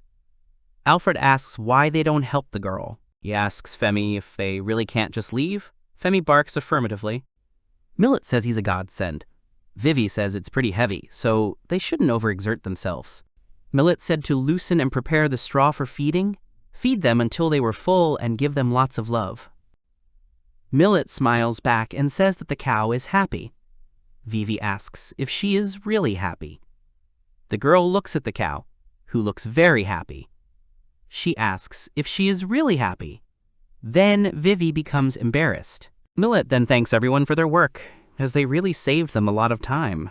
After the bath, Vivy said she was hungry, calling out to the lower being. Alfred thought that cooking was too stressful. He says that it is perfect, and they will eat jerky. Vivy screams about the boy forcing her to eat jerky for dinner. She just can't believe it. Alfred is embarrassed and tells the girl not to laugh at the jerky. At this point, Millet enters the room and apologizes for the wait. She smiles and announces that she has brought dinner. Entering the room, Millet asks if it's not great. Vivy runs up to Millet and tells her that she's quite a skilled lower being. Femi then approaches the girl and starts sniffing the food. Vivy giggles and tells the boy to continue eating his jerky. Millet interrupts and says she has some for Al too. After a while, Millet lays out the food and gives everyone their portion. They wish them a pleasant appetite. There is a plate of food in front of the boy. Al says that it is beef stew from the village of Merg, and it is very tasty. Al thanks the girl for bringing food every day. Millet smiles and says that it is just her hobby. Vivy smiles and happily says that she wants more. In a way, she was being generous to Millet. The girl shouted that the Sky King is really cool. Then Millet asks, what about Al, since she has a lot left? The young man agrees and says that he will have a second helping too. He thinks that it is very tasty. He has a good job and eats delicious food every day. He has fun with his friends. Having finished their dinner, the boys wash the dishes. Alfred thinks that ordinary life makes him happy. Then the girls leave and say goodbye to the young man until tomorrow. Alfred sighs and tells Femi that they are going to bed. Suddenly, Femi slips past Al's legs and climbs into bed. Al thinks about how the bed will be covered in hair, but it doesn't matter anymore. Suddenly, Vivy calls him and asks where her bed is. Alfred smirks and replies that who knows, and maybe it will appear when the girl makes it. Vivy smirks back and tells the boy that he didn't seem to think about it. Then they turn their attention to the bed. Vivy's leg moves a little, and the next moment Vivy and Alfred are trying to run to the bed where Femi is already lying. Alfred manages to lie down first and starts laughing, saying that this is his bed. Vivy was sitting on the floor and shouting at the young man to know his place. The next moment, the girl throws Alfred out of bed and lies down herself. She tells him to go to sleep in the barn. The young man does not understand why she does this, and then asks if the girl really wants him to become serious. After some time, the young man proposed to the girl to make a deal. He would share the bed and give the girl a place near the wall. Vivy says that there is nothing to be done, and then warns the boy to just try to do something bad. The boy asks what he would think of someone like Vivy. Then they both wish each other good night. Then morning came. Alfred started wincing because something was tickling his face. It was Femi's tail. This tail also tickled Vivy's nose. Eventually the agreement was broken. Alfred slept on the edge, and Vivy pressed against him. Femi slept on all the pillows. At this time, the seal left by Vivy was activated in the cow stall. During this time, Millet and Vivy tried to take care of the cows as best they could, and Femi continued to look after Vivy. He looked after the wild animals as well as his guard duties day after day. As the boy sat on the small folding chair, Millet brought him a new chair. The boy thanked the girl. A farmer passed by and told Alfred that he was doing his job very well. The boy thanked the man. Then finally the boy had some free time, but sitting here would be the best option for his knee. Suddenly a scream was heard, calling Alfred. The village chief ran up to him. The young man asked him what had happened. The man screamed and said that the cow had become incredibly huge. Alfred said that was natural, because that was what they had set up the magic circles for. The man shouted that they didn't have to be that big. Suddenly, a loud mooing sound was heard. The man and the boy grabbed their heads. They ran to the place. The boy asked if it was that big. The man told Alfred to just follow him, because it was really huge. They ran at breakneck speed, and Alfred shouted for the village chief to calm down. Suddenly, the young man saw the silhouette of a cow, and thought that this was bad news. The men shouted at Millet to just leave the cows and come back, and to be careful. Alfred shouted at Millet not to do something stupid. Millet shouted at the boy that the cow had suddenly become big. Alfred asked Vivy what all this meant. Those circles shouldn't have that effect. Vivy smirked and said that while she was taking care of the cows for the last 3 days, she had made further improvements to the magic circles. She laughs and talks about what happens when she gets down to business. Alfred asks the girl if she has heard of the word restraint.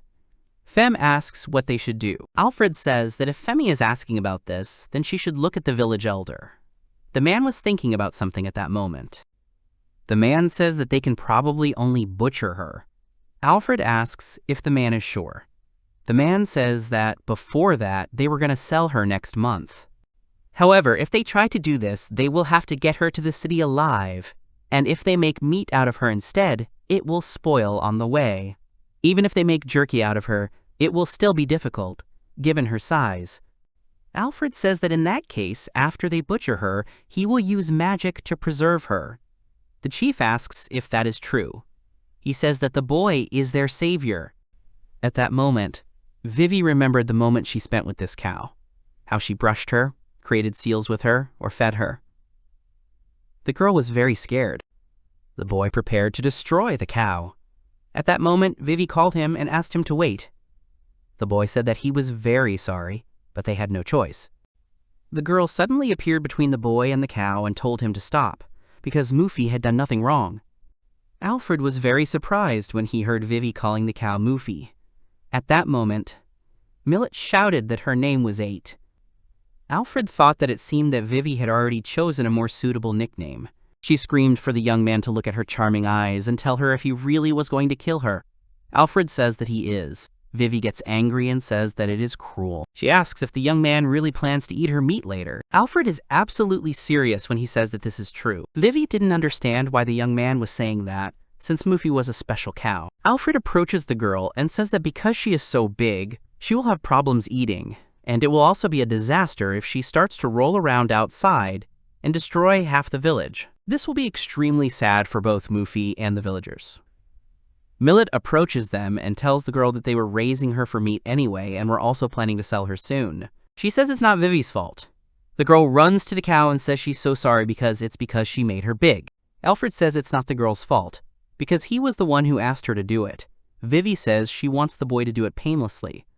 The boy then tells her to trust him. He then leaps through the air and lands right above Muffy's head. The young man thinks about piercing her brain with a magic spear. The next moment, Muffy falls down without signs of life. After some time, the young man quickly allowed the villagers to drain the blood and cut it up. Using explosive magic, he dug a hole and cleared it for storage.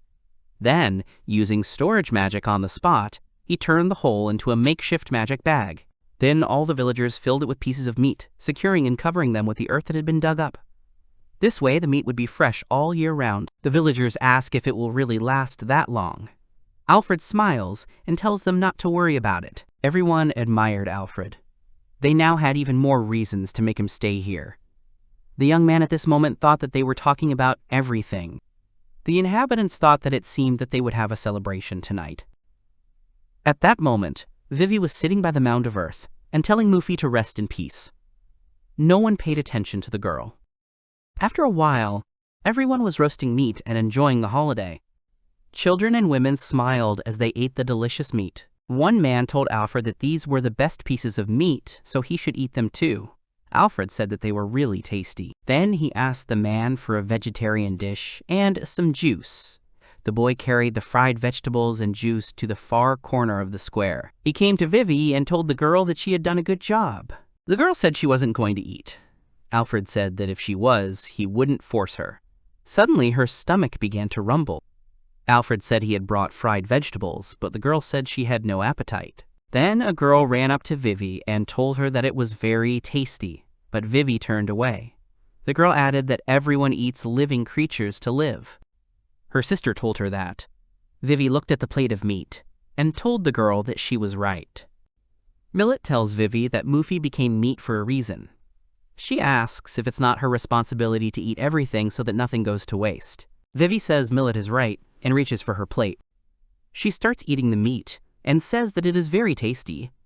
Big tears appeared in the girl's eyes. The girl thanked Muffy for the tasty meat. Already at night, Femi was sleeping on the floor and Alfred and Vivy were on the bed. The young man felt that Vivy was snuggling up to him again. He thought that she was at it again. The young man opened his eyes and turned to the girl, but she was crying in her sleep and calling for Muffy. The young man was very surprised. He wiped Vivy's tears and said that everything would be fine. The young man covered her with a blanket and wished the girl sweet dreams. Vivy smiled back and took Alfred's hand.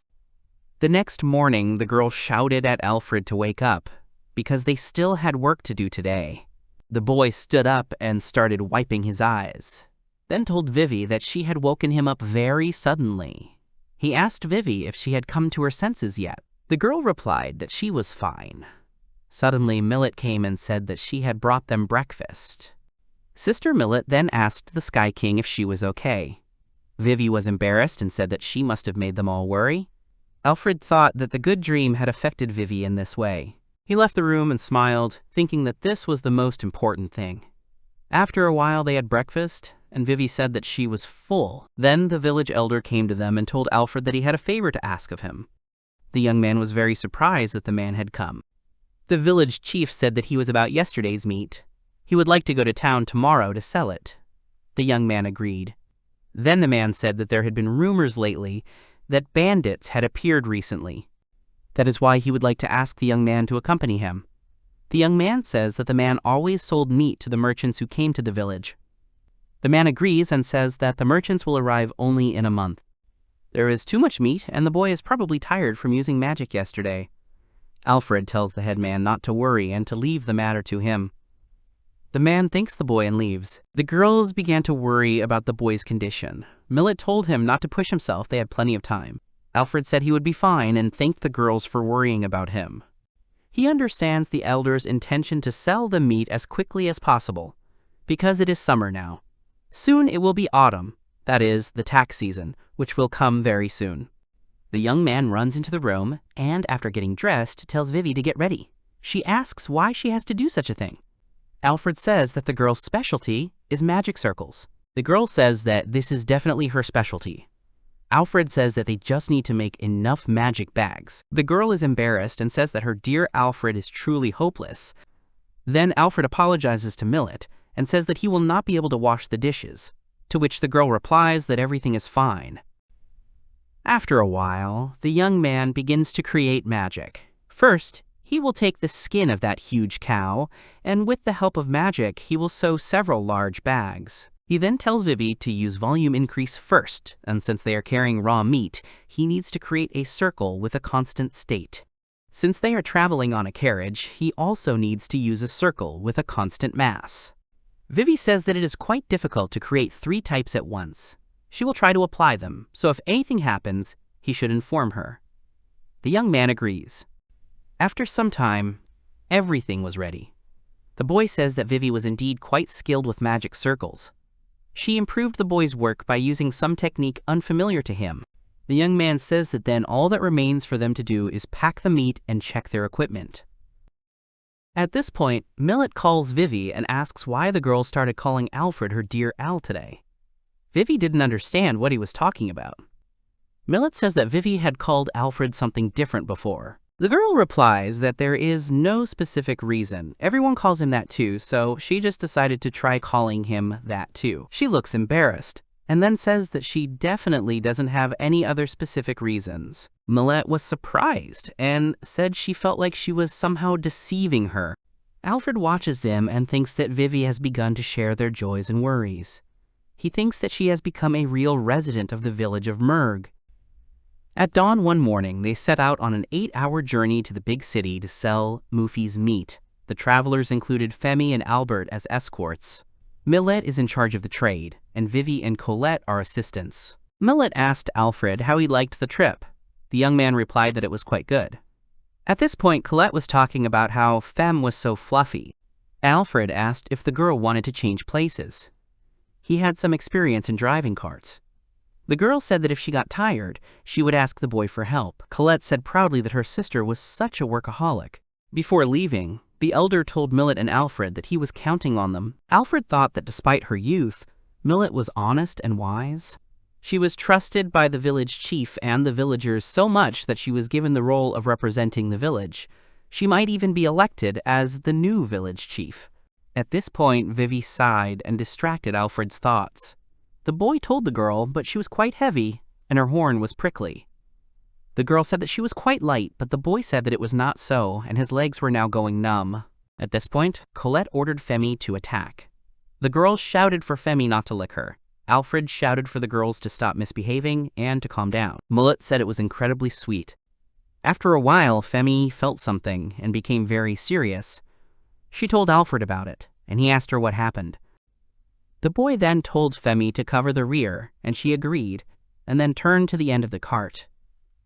Millet asked the boy what had happened. Suddenly, an arrow flew towards the girl.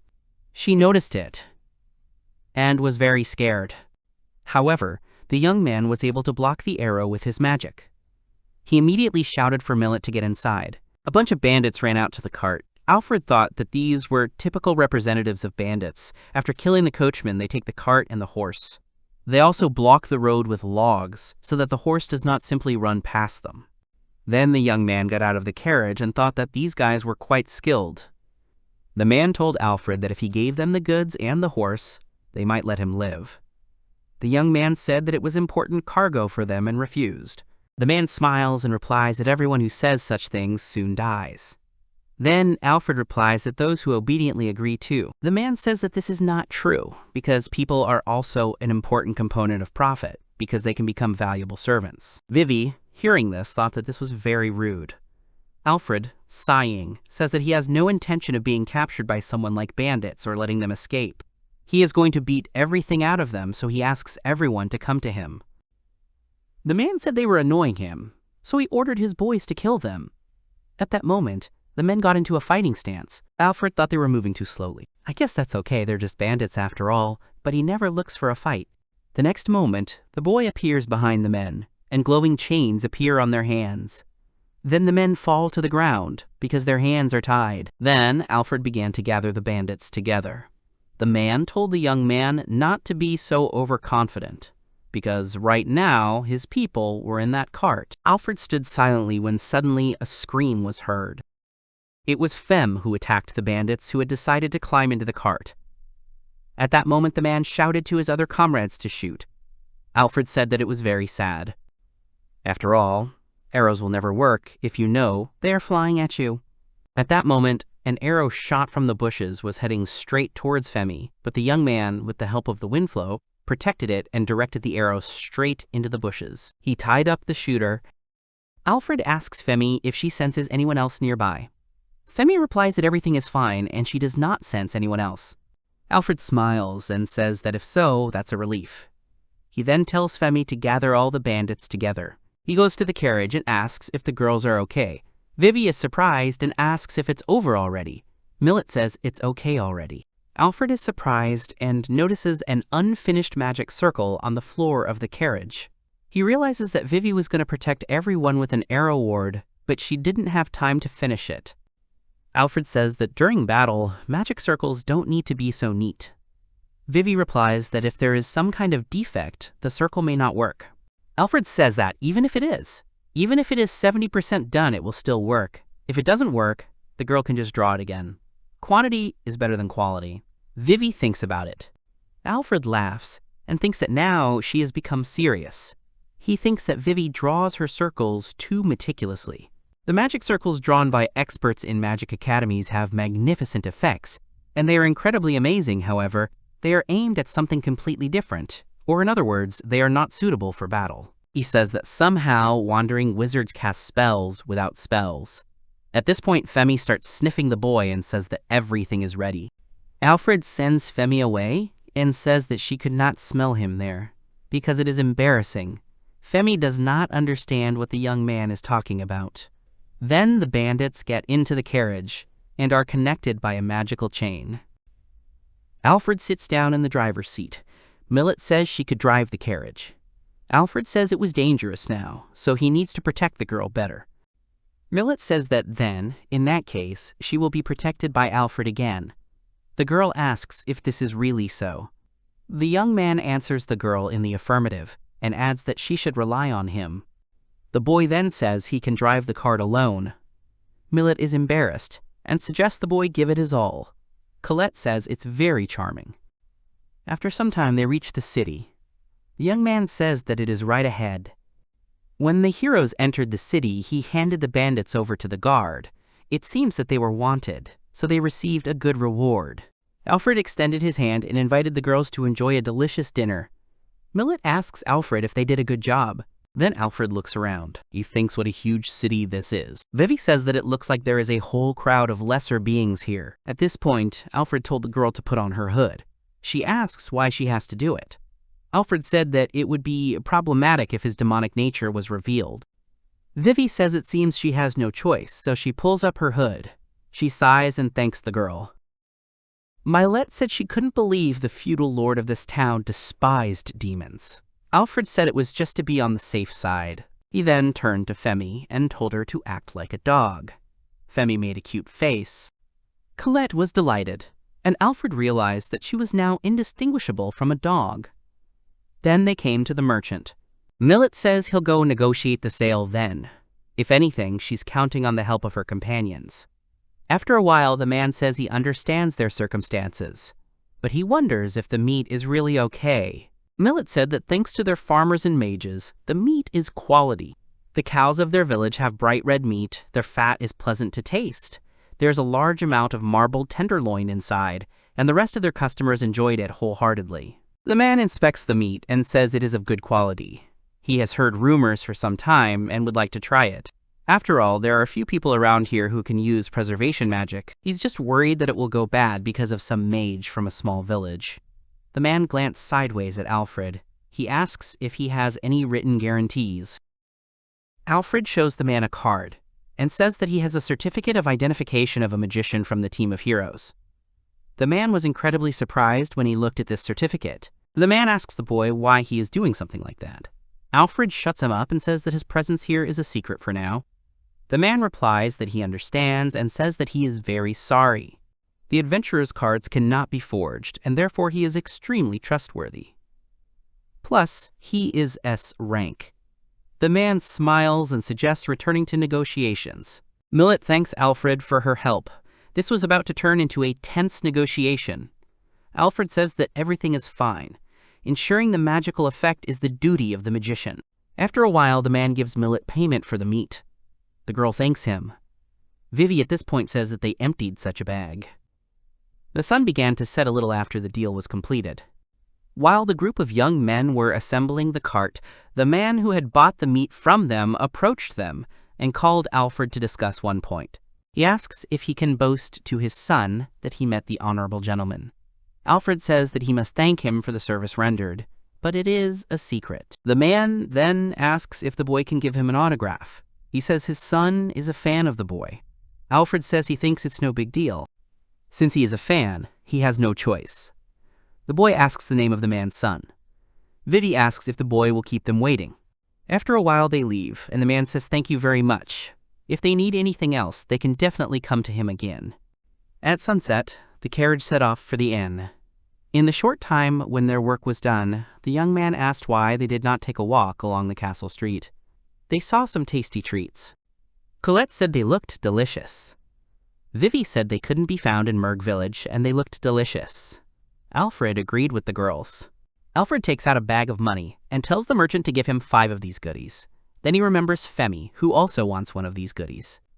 Alfred tells the merchant that he needs one more. Then the girls start eating these sweets. Vivy was surprised that it was very amazing and incredibly delicious. Alfred wonders if this food is even suitable for feeding to a dog or a wolf.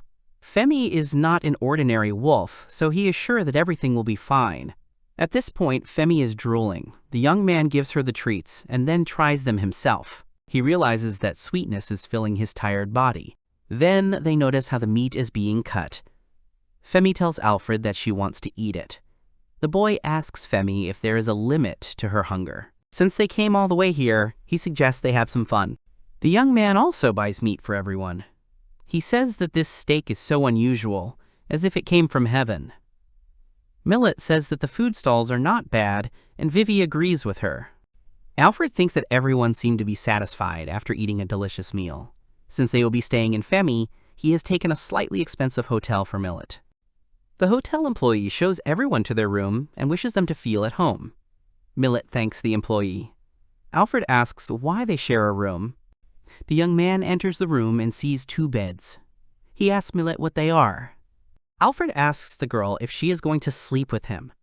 Millet says that she is. This hotel is expensive after all. She asks if that might be a problem. Alfred thought that as soon as she could figure it out. Vivy comes into the room and says that there is nothing wrong with sleeping in the same room. It is not like just sharing. The girl takes off her shoes and stockings and says that she usually shares a bed with Alfred. The young man nervously calls the girl. At this point, Millet nervously repeated that Alfred and Vivy were sleeping together. She was very surprised. Alfred finds it problematic that an old man would share a room with a girl ripe for marriage. Millet asks Alfred if it is true that he and Vivy are sleeping together. Alfred agrees and says that it is because they share a bed. Femi also sleeps with them. Millet says that Femi is actually a dog. Femi at this point says that she is a wolf. Vivy interrupts them and asks if she can sleep in the same bed with Al as usual. Femi can sleep with Millet and Colette. At that moment, Femi started to lick Vivy's face.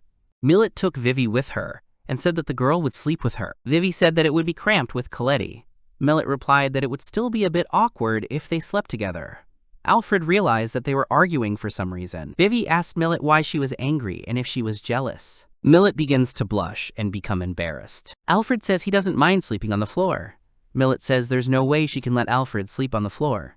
Alfred says it's okay. He had been an adventurer for many years, so a wooden floor was much better than dirt or rocks. Colette interrupts them and says that she will sleep with Mr. Then. Millet says that she thinks everything will be fine. Eventually, the boy went to bed with Colette and Femi in the same bed. Colette was happy that Femi was so fluffy. The girl wished Alfred good night. The boy covered her with a blanket and wished her the same. At that moment, Vivy was telling Millet to move a little more. Millet said that Vivy was only telling her half of it. Vivy replied that the girl was talking nonsense, that a lesser being could be her equal. While Alfred was sleeping, he heard some rustling. When he woke up, he saw Millet, who had climbed into bed next to him and snuggled up to him. The young man called the girl, but she did not answer and slept, shaking her ears. The young man thought that she got up to go to the toilet, but then she got into the wrong bed because she was half asleep. He tried to call the girl, but she grabbed his hand. Then the girl called the boy by name in her dream. He put his hand on his face and sighed. The next morning, Vivy woke up, stretched, and noticed that Millet was missing. She looked at Alfred's bed and yelled out what Millet was doing. She screamed about this shameless elf who sneaked into a guy's bed in the middle of the night. Millet screamed and said that she didn't even notice. Vivy accused Millet of lying.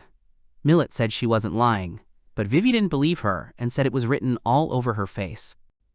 Millet yawned, and Vivy said that the girl shouldn't do that. Then Millet took her blanket and lay down again in bed. Alfred didn't understand what the girl was doing. Millet told Alfred that she would sleep a little longer. Vivy was very surprised. Then she shook the blanket and said that she couldn't take her eyes off her for a second. She led Millet, to which the girl replied that she wanted to sleep. Vivy replied that they had a lot of work to do today. Colette told Mr. Alfred that she wanted to sleep. Alfred picked up the girl and said that she would sleep on the way. For some reason, they left the hotel and went shopping in the city. Millet held a note from the village chief. She then asked everyone to leave their shopping for her. Alfred said that even though bargaining was her job, she was definitely suited for it. Then Colette called Alfred and pointed somewhere to the side. Colette pointed to the stalls. Alfred understood what the girl was hinting at. He gives the girls money and says that he will manage and they can go ahead. The girls are happy and rush to the sweet sellers. Then they return joyful, holding treats in their hands. At that moment, Millet was dragging a heavy bag of groceries. Alfred helped the girl load the bag into the cart. Then they loaded up and set off on their journey. Millet said she had tried a lot of different delicious foods and also, this time, had a really fun experience. Alfred said he found it fun too. At that moment, Colette and Vivy looked at the city moving away from them. Colette smiled and waved goodbye to the city. The journey home was very quiet. Suddenly, the carriage shook itself, and Millet was very frightened. Alfred laughed and asked the girl if she really felt at home. He hinted that the road was terrible. Millet said that it was unavoidable. Then they were approaching the beginning of the village. Millet said that it was nice to see the village again. The young man agreed and thought that they were already home. He lived a life full of travel and adventures and did not know the feeling of returning home. He is glad that he is home now. Although he has not lived here for so long, he has already become attached to this village. Alfred said that he would unload all the purchases now. Vivy decided to help him and said that this bag was as light as a feather, thanks to his magic. Suddenly, Alfred heard the villagers' delighted exclamations. The man said that the boy must be tired from the long journey. He is genuinely grateful for their contribution to the village. The woman said that thanks to the giant cow, meat is cheaper, so it is a huge lifeline. Vivy shouts out that it is her doing. Alfred was embarrassed and said that it was nothing. He was just doing his job as a guard. The elder said that he had heard that the young man had played a big role in protecting against bandits. At this point, Millet was telling everyone what Alfred had done earlier. The elder told the boy that he should go and rest today. Alfred says that's a good idea. Alfred imagined himself sitting in the bathtub and thinking that when you returned to the place called the Hot Springs Abode, the first place you would immediately head to would be obvious. Alfred asked the village elder where he could find a good bathhouse. The man understood what the young man wanted and agreed. To relieve the fatigue of a long journey, they head to the hot springs. Millet said that it was the first time they had all come here together. Vivy was glad that the abundance of hot baths was the only thing she liked about this place. Frankly, the young man would like to visit this place more often so that his knee would recover faster. Finally, they arrived at the hot spring. Alfred told the girls they could go first. Millet said the boy should go first. Alfred insisted the girls go first, but Millet said they were in no hurry. Vivy was fed up with all this and said that she would go first. Then suddenly, she saw Femi enter the room. Alfred said he needed to wash Fem, so he would go first. Millet told the boy not to be shy. Vivy didn't understand why he went first. The young man takes off his shirt and says that the hot spring is quite small, but it is really nice. Fem barks positively. Then the young man goes inside and says that here is the hot spring in which he so wanted to bathe, and now is the perfect weather for an unforgettable experience from the hot springs. The boy then realizes that they are on the edge of a cliff. It will be dangerous for the girls, so he better set up a protective barrier just in case. The boy then turns to Fem and says that he is going to wash her. After a while, Femi's fur was all soapy. Alfred told her that he had been thinking about it a lot lately, but he asks her to tell him that her intelligence has not deteriorated. Femi screamed and said that this was very rude. The young man smiled awkwardly and said that lately she could not get rid of her dog aura or something like that. She doesn't speak anything but yapping, so he thought so. Fem said it was unfortunate, but but humans just couldn't understand her because they only had a weak means of conveying their thoughts called speech. Alfred asks if she really thinks they'll be incapable if they don't talk. Femme says that's not the point. There are just so many other ways to communicate. She calls the boy a newbie. Alfred didn't understand why she was being so rude. The boy said he understood. Then the boy said he would wash away all the bubbles in her fur. Femme replied that it meant the boy was rude enough not to notice his own stupidity. He then asked her to get ready because he was about to pour it on her. Suddenly, he heard a scream of excitement about how amazing the mountain hot spring was. Vivy screamed for Colette to calm down because it was dangerous. Colette told Alfred that they had come to see him, and Vivy, who was running after the girl, told the young man not to look at her. Alfred said he was definitely not looking at all. They knew he was inside, by the way. Vivy said the boy was trying to tell her she shouldn't have come in. Vivy replied that she was a high-class demon and would not adhere to the common practices of lower beings. Alfred asked why she did not live up to her words. Vivy turned to the entrance and said that it seemed that Millet wanted to thank the boy. At that moment, the girl called Alfred and thanked him for everything he had done during all this time.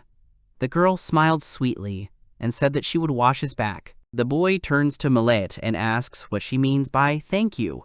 The girl clenches her fist and tells the boy to leave it to her. Then the girl straightened her towel. Alfred jumped up and shouted that it was not necessary, because everything suited him as it was. Millet answered the young man that he did not need to hold back. The young man looked at Femme with hope, but she, not paying attention, was floating in the bathtub. Alfred said that the girl did not need to worry about him so much. Millet said that it had been a long journey, so she wanted the boy to relax in a hot spring. It was also thanks for protecting them from the bandits. The girl then sat the boy down and asked him to just accept it and sit down obediently. Alfred realized that it seemed he couldn't refuse her. Suddenly, Millet notices that Alfred's back is covered in scars. Alfred replies that it's because he was an adventurer. The girl replies that it's very cool. Vivy, who was washing Colette's hair at the time, said that scars on the back were a disgrace for a knight. The young man replied that he was not a knight. Then Vivy wiped the floor off her forehead and said they were done. At that moment, Colette ran to Femme in the bathroom. They began to flounder in the water. Millet told Alfred that she had finished having his back. The young man thanked the girl. However, she came up to him from the front and said that she would now wash him from the front. Alfred said that he could actually wash himself from the front. The girl smiled and told him that he did not need to hold back. The boy thought that Millet's fingers were cool and so relaxing. He then snatched the washcloth from her and told the girl to look that he could wash himself so everything was fine. At that moment, Vivy called Alfred and told him to wash her back because it was a great honor for him. The boy does not understand why he should do it. Millet came to Vivy and said that she would wash Vivy's back too. The girl replied that she only came because she wanted Alfred to wash her back. The girl said that maybe next time he would do that. Vivy chuckled, and Alfred thought that he was saved, so he thanked Vivy in his mind. After a while, he sits in the bath and enjoys the warmth of the water. The young man looks up and thinks that heaven is very close. He feels his knee recovering. Suddenly, Colette turns to him and asks if the boy's knee still hurts. Alfred agrees, but says that the pain is bearable. Colette excitedly says that if the mister's knee hurts, then she will give him a massage. Alfred thanked Colette and said he was feeling much better. The girl smiled. It was bearable, but his knee still hurt. Come to think of it, an old man in a bar, who was a former adventurer, once told a young man that his joints hurt mainly in bad weather. The hero is sure that his pain is also related to this, but he can still lead an ordinary life. But being an adventurer was difficult. If a battle were to begin, even someone like him, who could read the weak points of even the smartest opponents, might end up being the most vulnerable in the group. Besides, no one will ever be able to relax like that during an adventure. At one point, Colette gets up from the bath and runs away. The girl screams that she is too hot, so she gets out. Millet shouts to the girl to wait for her. Alfred stops them and says that he will look after her, so since Vivy and Millet finally have a chance, they should relax. Millet says that in that case, they will take the boy up on his offer. After a while, Millet said that the hot springs were really amazing and they were very healing. Then she takes Colette and says that when she finishes cooking dinner, she will call them. Alfred thanked the girl. Alfred was then distracted by Femi. Off to the side, he saw the village elder thanking the men for their help. The young man approached the elder and asked if he could possibly have some business with them. The elder of the village agreed. He said that he had a request, but this request was for Vivy. The girl was surprised and asked what the elder wanted. The man says it's hard for him to say this, but he's discussed it with everyone. They would be very grateful to the girl if she used her enlargement magic on the cow again. Alfred was very surprised. The young man thought that of course she would just grow twice as big and not look like Muffy, but he apologized to the elder and said that this was something they could not help them with. The man apologized for the disturbance. Alfred thought that of course it was much more convenient to raise big cows, but Vivy was deeply depressed because of that incident. The girl turned to Alfred and asked him why he had refused them. Even if they were going to refuse them, she should do it. The young man apologized to the girl. Vivy turned to the elder and then said that it was not a problem at all. Alfred was very surprised. The man asked if it was really okay. Alfred took the girl by the shoulder and said that she shouldn't force herself. After all, he is an experienced mage, so he could probably imitate the girl, although it might be a bit troublesome. Vivy smirked. After all, the boy called himself an experienced mage. The girl asked him who he thought she was. She is one of the 4 heavenly rulers of the Demon King's army. She is a genius magician. Alfred wondered if it was right that she called herself a genius, although he was just worried about her. He said that if the girl needed help, she could just tell him. Vivy said there was no need, but Alfred asked if she was sure. Vivy looked embarrassed, and then said that she couldn't say that the boy couldn't help. She thought that the boy could watch, just in case. Alfred says that in that case he thinks he can learn from her. Vivy smiles and says that's great. The next day, the young man went to the farm with Vivy and Femi to start work. They were met by Millet, who asked Vivy if she would be okay. Vivy sat down on the grass and called them inferior beings, then added that they didn't have to worry about the Demon King's army's heavenly sovereign. She begins to draw a magic circle. Alfred, looking at Vivy, thought that Vivy had come to terms with the incidents with Muffy. Now he feels relieved to see Vivy's smiling face. He thinks that they have now returned to their normal way of life. It hasn't been long since Alfred volunteered to be the guardian of Murg Village, and the village's problems have mostly been resolved now, so he is enjoying his life in retirement. However, the young man understands that he has too much free time. He sits and does nothing. The boy asks Femi if she wants to play for a while. He throws balls and says that if Femi brings it to him, he will reward her. Femi runs after the ball, and Vivy, who is drawing on the ground, tells Femi that she is raising dust. Alfred thought that Fem's canine instincts were kicking in, as she was completely feral. At that moment, Vivy smirked and said that, after all, she was just a wild dog. She asks Alfred to look at these circles. These magic circles are designed for offensive magic, but by using this exquisite concealment technique, the boy can move secretly. The boy realizes that they look quite cleverly made.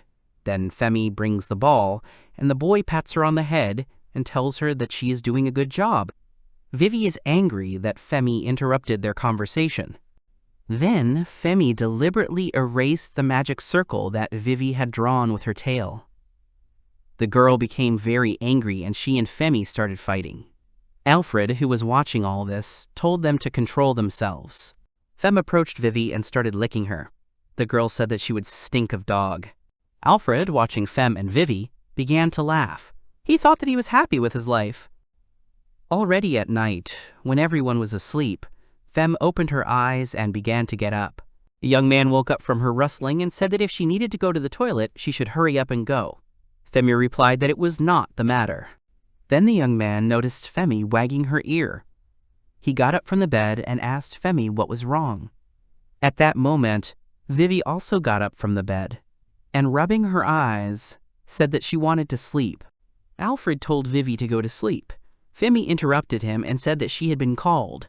She asked if the boy had heard them. Alfred did not understand what Femi was talking about, and then the she-wolf said that she had heard the howling of her brothers. Alfred listened but said he heard nothing.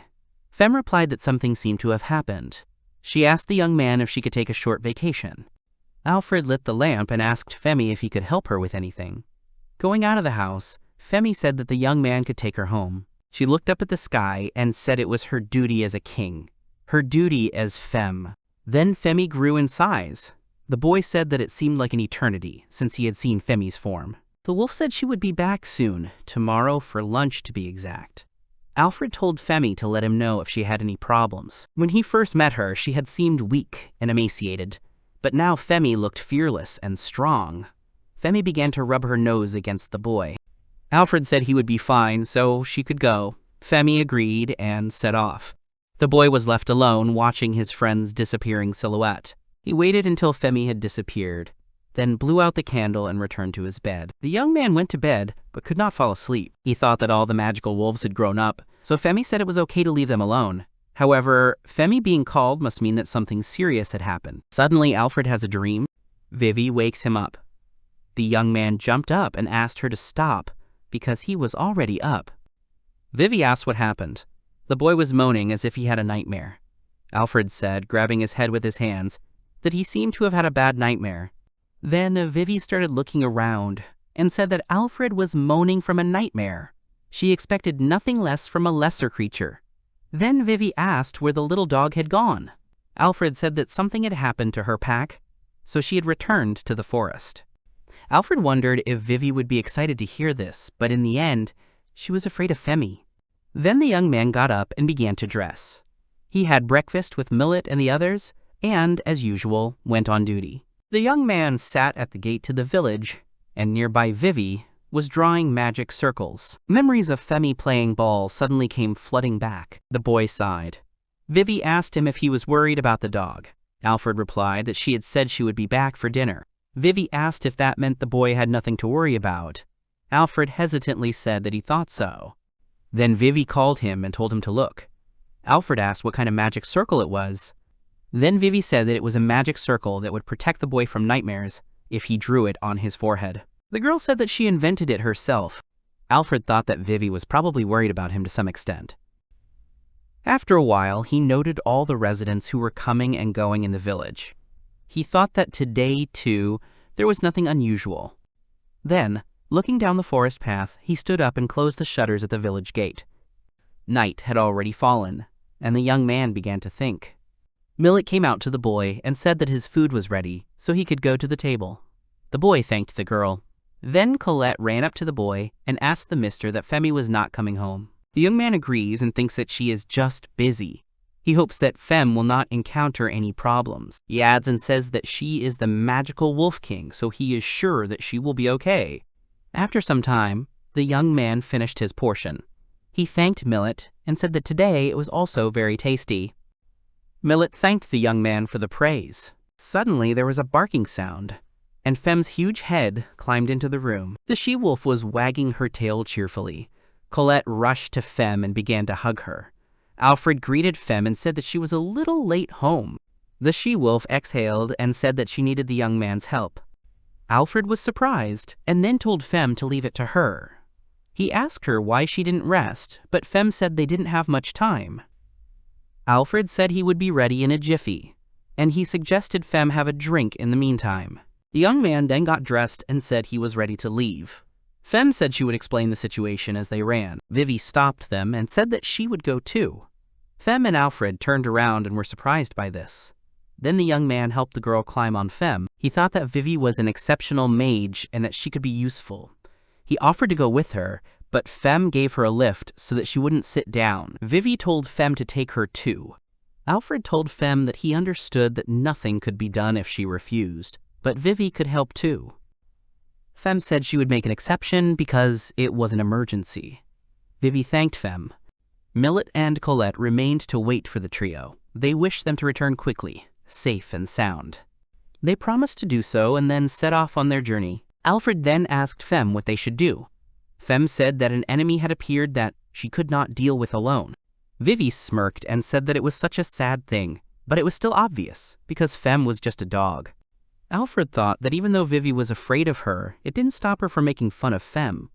He then asked Fem what kind of enemy they were dealing with. Femi replied that their enemy was the great immortal dragon. Alfred frowned. The dragon is the most powerful beast. Moreover, if it is a great one, that is, an adult, then it is not even worth talking about its enormous strength. Plus, it is also undead. It will be able to move, even if it is dealt fatal damage.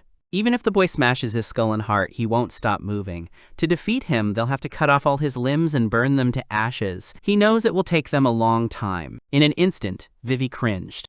Alfred asked her if she was okay and didn't have to go with them. Vivy asked what the young man was saying. She laughs and says that someone like the great immortal dragon is no match for her. The young man realized that Vivy was terribly afraid. Then, after a while, Femme stopped. The boy asked if this was the place, to which Femme replied in the affirmative. She led them to sharp mountains. Suddenly, Vivy felt something, and, looking into the thicket of the forest, saw many glowing eyes. Vivy was scared, but Femme said that they were her followers. The young man asks what their situation is. Femme says she will explain everything. Last night, an immortal dragon suddenly attacked alone.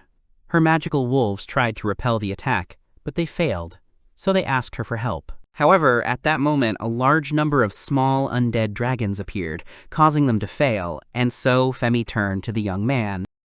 Alfred looked around the area, where there were many bodies of small dragons. The young man said that even though the dragons were small, to think that they could defeat 3 undead dragons. He said that the flock was quite amazing. Femme said that she could fight alone, but there would be casualties, so she turned to the boy. Femme is the magical king of wolves, and she must protect a pack of magical wolves. So she bows her head and asks people for help. Alfred thinks that he can't say that Femme can win, but he can say that she can fight. She clearly understands the difference in strength between her and the enemy. That is why, as a king, she bows her head to protect her flock. Alfred says that Femme is a great king, so she should raise her head. He smiles and asks her to leave it to them, because they will help. Vivy tells Femme to just be confident and count on them. The boy then looks around the mountains and says it's pretty quiet. Femme says it looks like the dragons are heading towards Femme Forest. Alfred says that there is a village called Merg near the Femme Forest, so we can say that he is doing his job as a guard. He strokes Femme's fur and asks the pack to leave the huge dragon to him, and they, the wolves, must go and fight back as long as they can. Vivy asked what she should do. Alfred said that the girl could do as she knew because he trusted her completely. Vivy turned and ran, saying that she understood. The boy then begins to use magic. He calls upon the Queen of Fire, who rules the fiery heavens. Then he calls upon the Prince of Demons, who rules hell. The boy asks them to open the gates of purgatory with the holy key. He then turns to the Lord of the Sun and the Earth and asks them to burn away the impurities of this world with their hellish flames of eternal darkness. He announces and says that his name is Alfred Lint. Then a huge wave spreads across the surrounding area, and everything is struck by a huge flame. Vivy does not understand what this huge force is. Alfred looks at the burning mountains and asks the dragon how he feels about this. He held back his magic power so as not to burn the forest. But what will happen next? Then the young man sees the huge dragon and realizes that he was unable to turn it into ashes, but nothing less could be expected from the great dragon. Not only has he turned into a zombie, but he also has a magical barrier around himself. The boy then notices the small dragons, and realizes that the small dragons also survived because they hid in the shadow of the great dragon. Alfred shouts and says that everyone must give it their all, and they must act as planned. All the wolves rush into battle. The wolves rushed into battle and began to attack the small dragons with their sharp jaws. Alfred used magical spears. In addition to combat use, their speed is commendable. He launched magical spears straight at the dragon, but realized that the magical barrier had reflected them. At this moment, the huge dragon looks straight at the young man. Alfred uses the magic spears again, calling it the second round. At that moment, the dragon turns around and breaks the nearest trees. The young man flies to the side, but his magical spears create a crack in the dragon's barrier. The young man then stands on the ground and activates the magical spears again, calling it the third round. The spears shoot straight towards the dragon. They break through the magical shield and pierce the dragon's body. The monster lets out a terrifying scream and then begins to shake in pain. Alfred realizes that he still feels pain, even though he is undead. Then it is quite pathetic, so he must finish him off quickly. At that moment, the wolves were tearing the small dragons apart in a heap. Alfred realized that the small dragons had suddenly started running towards the big dragon. The big dragon started to fly away. At that moment, Vivy activated her magic circle and shouted that the dragon would not escape. She shouted for him to say hello to her wind blades. At that moment, a large number of wind blades began to attack the dragons flying directly above them. The wind blades cut off the dragon's limbs. He fell with great force right on the ground. Alfred thought that his barrier was gone, and he didn't seem to have the strength to restore it. He said that this was the end of the dragon, and then thrust his magic spear. Vivy shouted that it was still moving. The boy activated his flame on his hand and told the dragon to sleep peacefully, and then he set it on fire to destroy it completely. Femme watched the flames. Then she howled, declaring victory. Her pack took up the king's howl and began to howl as well. Alfred thought about how Femme and the other wolves had begun to howl now that they had confirmed the dragon's death by incineration. The young man smiled and wiped the sweat from his face. It was already morning, and they had won this battle. In total, the heroes defeated 1 great dragon and 20 small dragons. His thoughts were interrupted by Vivy, who said that this was very sad. These proud dragons have become undead, or rather zombies, if we come to that. Alfred agrees with the girl and says that this is a pitiful sight. He thinks that zombification magic is an absolute taboo, but who could do such a thing then? If the target is hit by this spell, they will lose control of their body and become a living corpse. Along with their consciousness when they were still alive, they become a puppet with 0 control over their body. He places his hand on his chest and bows so that the dragons may rest in peace. He then turns to Vivy and tells her to hurry up and get the remains. He is sure that Millet and Colette are already worried. Vivy laughs and says that she will help too then. They began to cut up the dragon. Alfred turned to the girl and asked her why she went with him today. Vivy was scared by this question. She hesitated for a moment, then said that she just thought she could make these wolves owe her a favor. She laughed and said that now they were her debtors and she did not worry about them at all. The young man laughed. He thought about how Vivy seemed to be worried about Femma too. He pats her head and tells her that she did a great job. Vivy started getting angry and playfully hitting Alfred. At that moment, Femme asked them if they were going back to the village.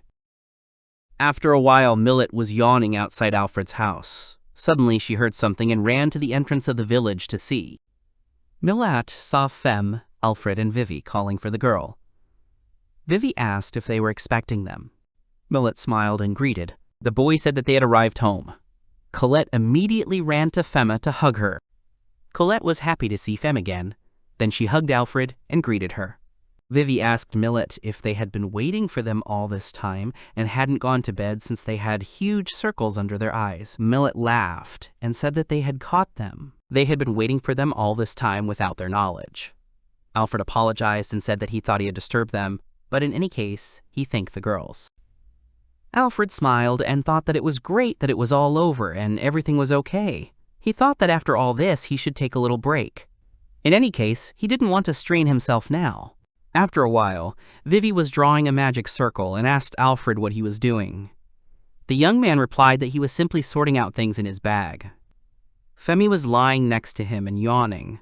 They are distracted by Millet, who calls Alfred and says that she has brought the elder. The man greets them and asks if they have any request for him. Alfred thanked the elder for coming. He then said that he wanted to show him something first. Alfred pulled out the great dragon's head from his inventory. The man was so surprised that his eyes almost popped out of his head. The man can't take it anymore and falls to the ground. He doesn't understand what's happening. Alfred says that, in fact, last night he received many things from 20 dragons. However, when he takes out the horn, he says that they are quite large and heavy. He called the elder to ask if there was a place for all this that he could rent to store these things. They were in his bag, but it was not necessary to always carry so many things with you. The man asks if these are really all dragon remains. Alfred agrees. Then he realizes that it is true that some people in the world believe that dragons are divine beings.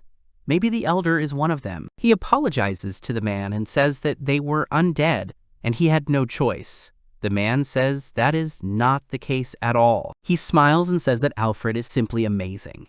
He just can't believe that the boy just killed so many dragons in one night. He says that it is certain that Alfred is the protector of the village of Merg. The boy laughs and thanks the man for the praise. Millet interrupted them and said that it was true, and the elder was absolutely right, that Alfred was simply amazing. Alfred thanked Millet. Vivy asked what they were even talking about, since she had done most of the work. Alfred thinks that not many people can destroy so many dragons. Only a powerful group or a small number of veteran adventurers like the young man can do it. The elder tells him never to overdo it.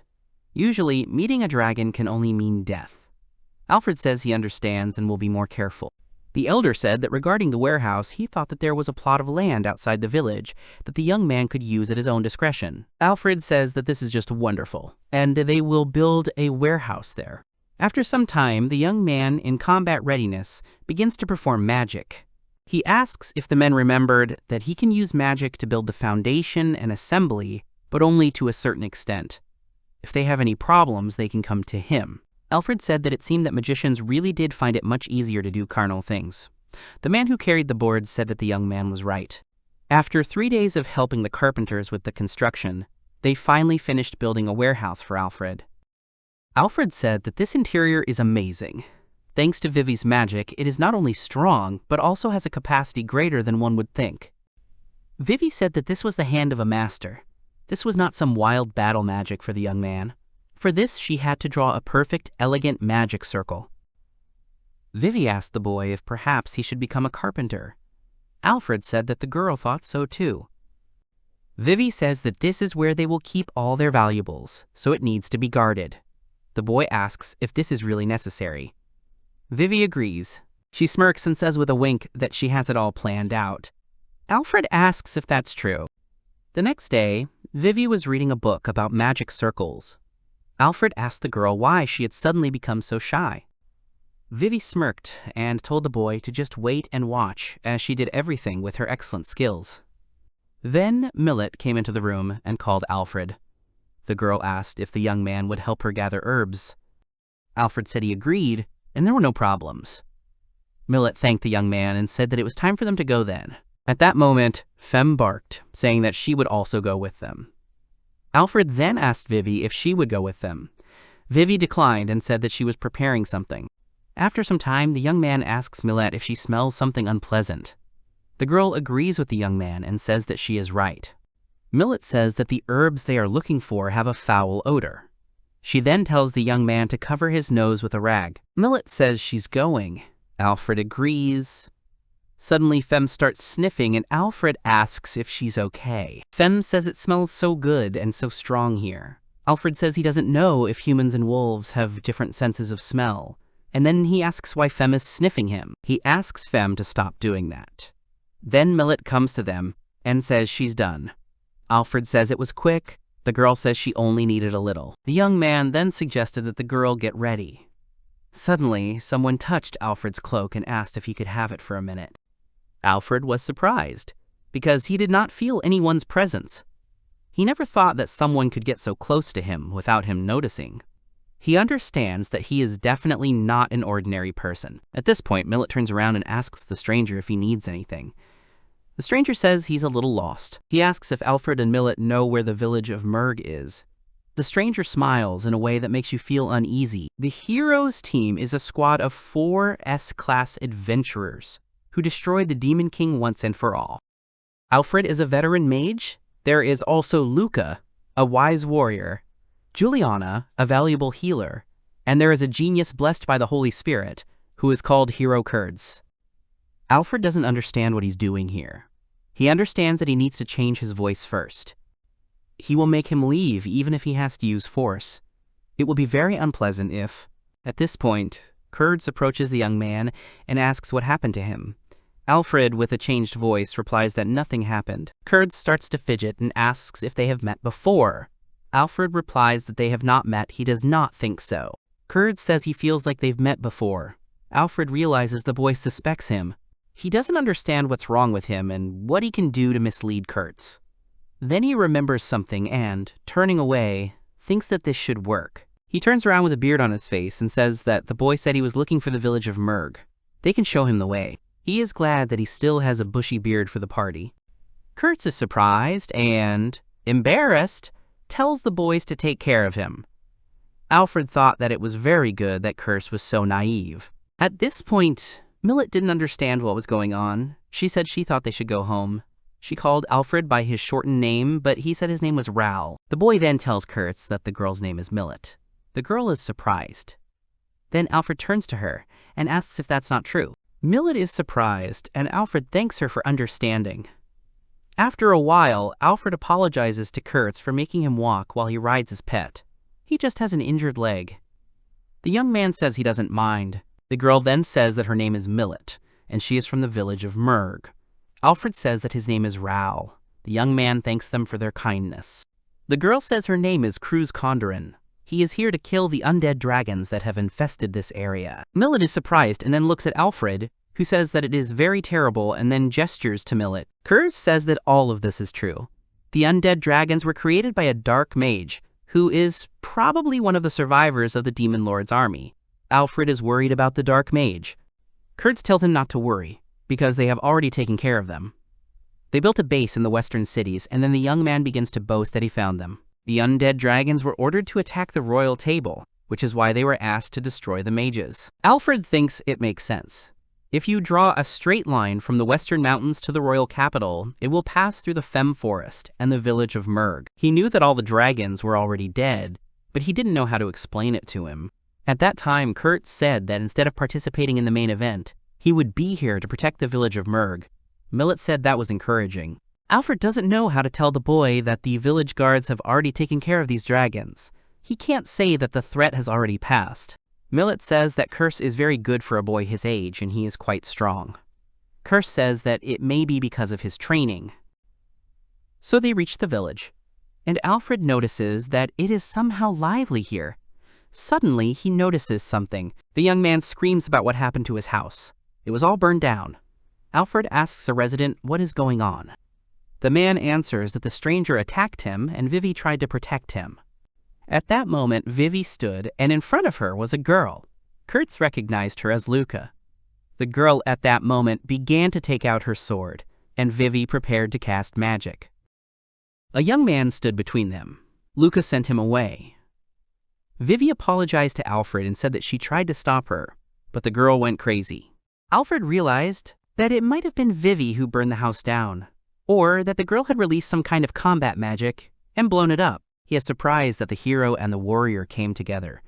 He then tells Luca, asking for forgiveness, that this girl may be a demon, but she is not a bad demon. The girl said that she does not care whether she is a demon or not. Luca yelled that Vivy was trying to create a giant undead bull. Vivy said it was just a skeleton. She said that this was no place for strange people who couldn't even tell the difference between a normal skeleton and the undead. However, Luca shouted that this circle was huge. Alfred thought that everything made sense now. That's why Vivy was desperate. Vivy tried to resurrect Muffy as a skeleton and ordered him to guard the warehouse. Luca said that she did the right thing by destroying that magic circle because it was a real monster. Vivy got angry and shouted at the girl to take back her words and not dare to call Muffy a monster. Alfred said that from what he knows, some countries use dragon and human skeletons in their armies. He thinks there is not much difference between a human skeleton and an ox skeleton.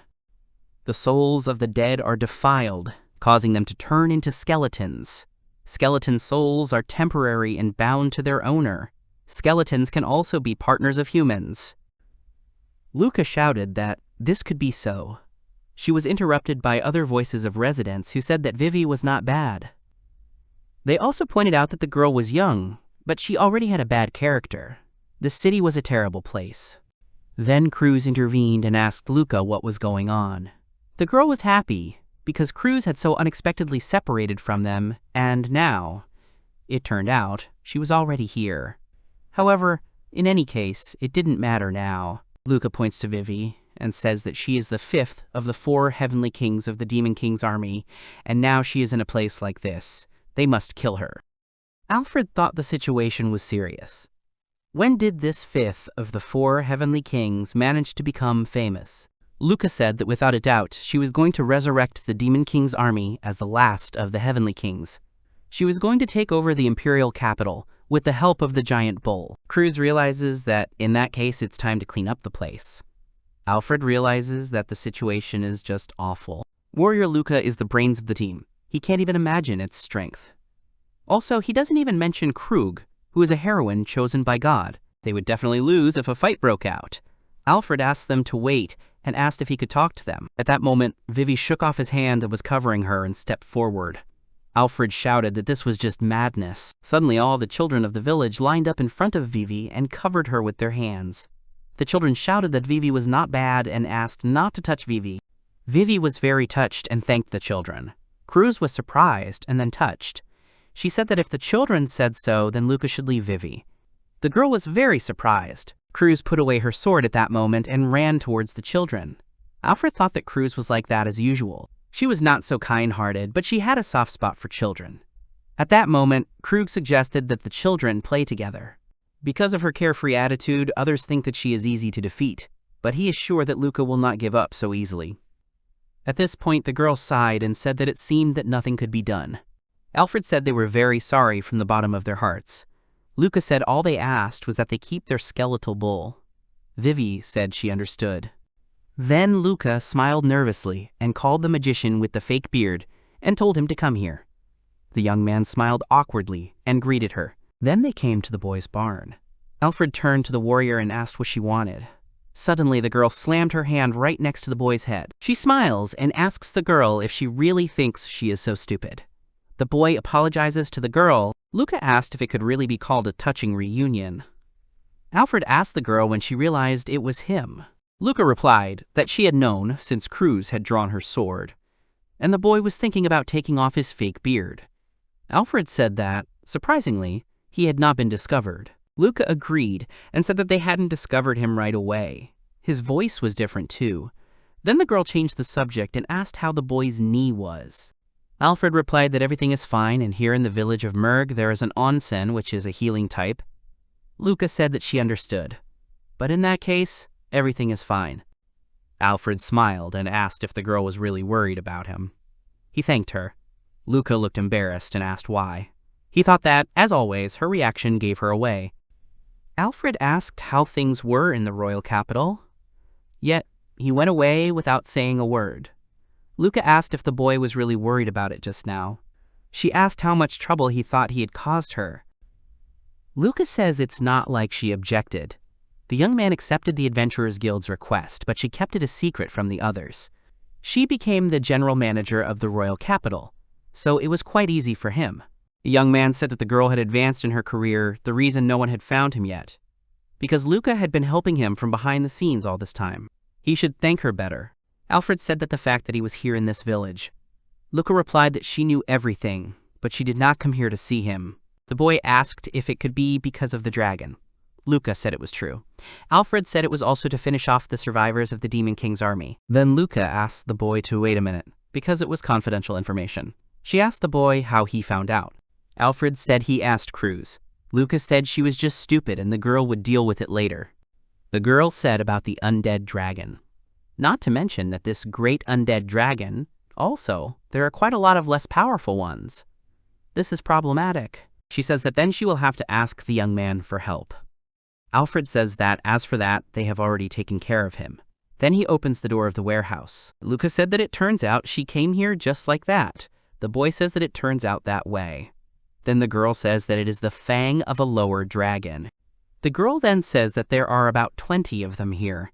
Alfred replies that this is absolutely true. Luca asks if it wasn't hard for the boy. Alfred says Vivy and Femme helped him. Luca thinks about one of the 4 heavenly kings of the Demon King's army. Then Cruz asked Luca through the window how long she would be there. Then Cruz went into the warehouse and was very surprised. Luca added that apparently the work here was already finished. Alfred then shows his beard and tells Cruz that they haven't seen each other for a long time. Cruz is surprised and says that this old man was actually Alfred all this time. Alfred thought that he was worried about her trusting him. Cruz asked Alfred what he was doing there, since he was always moving from place to place. Then they chatted for a long time. Cruz says the boy came to the village to heal his knee. Alfred asks Luca why the girl lied to her. Luca said that if she had told her the truth, she would have definitely followed her. Cruz said that it was natural, because she would go to the ends of the earth for Alfred. Cruz thought about moving to Murg Village too. She would train with Alfred and become even stronger. The young man said that it was definitely not in the middle of his recovery. Luca interrupted them and said that she had already told Krug that if the hero abandoned his work, many people would be in trouble. Alfred said that if the hero leaves the royal capital, people will worry and rumors will spread. However, they can safely come here and hang out whenever they want. Cruz says that if Alfred says so, then she should listen to him. The young man replies that then the two of them can stay the night. However, he looks at his house and says that he completely forgot that his house burned down. Cruz says that then they will all set up camp together. Luca said she would probably hold off. Alfred said he agreed with Luca on that. It looked like the village of Merg would become a little more lively. Luca asked why Cruz liked living in tents so much. Cruz said it was a lot of fun. At that moment, Alfred's comrades were watching them and wondering what they were talking about. Luca bowed low and said she was terribly sorry for the inconvenience. The villagers were surprised, and the elders smiled sweetly. Alfred told the villagers to listen. These are his friends. Or better said, these are his former allies. They are very trustworthy, and they regret what they did, so he asks if they could kindly forgive them. Luca said that as soon as she saw this huge magic circle, she decided to stop it at all costs. The men said, smiling sweetly, that such things happen. The village chief asked Luca to raise his head. Since they were Alfred's friends, they were happy to welcome guests to their village. Alfred smiled awkwardly. Luca sighed in relief and thanked the village chief. Cruz also smiled and said that it was very cool. Luca turned to her with a murderous aura. Cruz asked the girl why she was staring at him so carelessly. Luca hugged Cruz and told her to go and apologize for pulling out her sword. Alfred thought about how he had not revealed Luca and Cruz's true identities. If it was revealed that they were the hero and warrior who had subdued the demon king, they would become important people. The villagers would be embarrassed, and these two would not like it. The village elder turned to Alfred and asked him what he was going to do today. Alfred thought that since his house had burned down, he was planning to spend the night in the barn with everyone else. The village elder cried out and said that he would not allow the young man and their precious guests.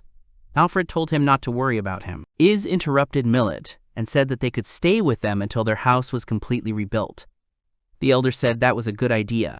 After all, Millet had quite a spacious house. Alfred asked the girl if she was sure.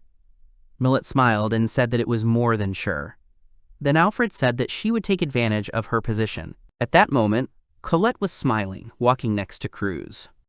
Cruz asked why the girl was in such a good mood. Cruz said she was really looking forward to spending the night at Colette's house. The girl smiled and said she was looking forward to it too. They enter the house. Luca asks the host to take care of them. Millet asks them to make themselves at home. Alfred said that they were here as freeloaders, so they could ask them to do something. Millet invited Alfred and told him not to be shy and to come in. After a while, Colette hugged Femi and asked her to start having fun with her. At this time, Alfred asked Luca what was wrong with their doctor and why there were only two of them. Luca said that Juliana had caught the mumps. Luca said that there was an epidemic in the capital. She had also suffered from it when she treated other people. Alfred told the girls to give Juliana his best wishes. Luca and Cruz thanked the young man. Millet, who approached them with a tray, asked if Luca and Cruz were really Alfred's friends. Cruz agreed and said that he had deceived them with his disguise. Everyone began to laugh. Then the boy said something and turned to Vivy, who was standing in the doorway and hiding. Alfred asked the girl why she didn't join them. Vivy said that the warrior had prevented her from reviving Muffy. Luca apologized to the girl once again. Then Vivy became embarrassed and said sheepishly that it was because of her that Alfred's house burned down. She asked him for forgiveness. Alfred turned to Vivy and said that there was nothing to worry about. Even if she had failed, he was the one who ordered the fire, so he suggested that the girl return to Muffy tomorrow. Vivy was embarrassed and sat down at the table. Luca said that she didn't really distinguish zombies from skeletons by their magic circle. She admits that she is guilty, but if the four heavenly kings from the Demon King's army had revived the dead, the girl would have stopped them anyway. Alfred said that Luca was right. He thought that Luca was a warrior, but the fact that she could read magic circles was very impressive. Then the young man interrupts Luca and Cruz. He says that he wants to clarify something. The girls are surprised and begin to listen attentively to the young man. Alfred asked if Vivy was really one of the 4 heavenly kings. Luca was very surprised and asked if he was really asking that just now. Vivy asked him how many more times he had to repeat himself. Luca asked if he had forgotten how they had fought her last time. Alfred thought he really thought she was some kind of brat. Cruz beamed and said that she had forgotten too, so the young man need not worry. Alfred thought that he had very conflicting feelings about this. According to Luke, as soon as they set foot on the Demon King's land, they captured a small fortress. It looked like Vivy was there, but they quickly overpowered her. The boy asked the girl what she was doing there. Vivy said she was tending the soil and the livestock. The land in the Demon King's territory becomes barren. The army accelerated its invasion because its main goal was to rob people for supplies. If Vivy hadn't fixed the situation, the battle would have been much harder. Vivy said that the boy was just lucky that he defeated her first. It was just incredible luck. Colette said that kings are really cool. Alfred watched the girl and said that it seemed that she was very confident in herself. And yet the girl was an excellent magician, even if she did all sorts of stupid things. Then the girl smelled a very delicious smell. She said it smelled very nice. At that moment, Millet said she had finished cooking. Everyone thanked the girl. Cruz said it was very healthy that they could now try the food that Millet had prepared. Cruz tried the pancake and said it was very tasty and just fantastic. Luca asked why the girl was alone in the forest. Cruz replied that she found a strange trail and followed it and accidentally separated from Luca. Luca said that the girl got lost, simply following the supposed trail of the hydra. Alfred asked her what she meant by the hydra. Vivy replied that the hydra was a pretty dangerous monster. The hydra is a creature with many heads and deadly poison. Its strength can be compared to a dragon. Luca added that she thought Cruz was mistaken. She had also checked the road, but she had found no trace of the hydra. Cruz said with certainty that she was sure it was a hydra. Alfred thought that Cruz might be a bit off, but her intuition never let her down. The young man told the girl that if she found her, he would help her. Cruz asked the young man for his concern. Then, after they ate, Millet said they could go to the hot springs. Cruz asked if they really had hot springs. Luca said she'd like to go too. Millet said she'd take them there right now. Millet then tells Alfred, Vivy, and Femi that she will be back soon, so they shouldn't worry or rush because she and Femi will be staying. Cruz grabbed Alfred and said that they hadn't bathed together in a long time.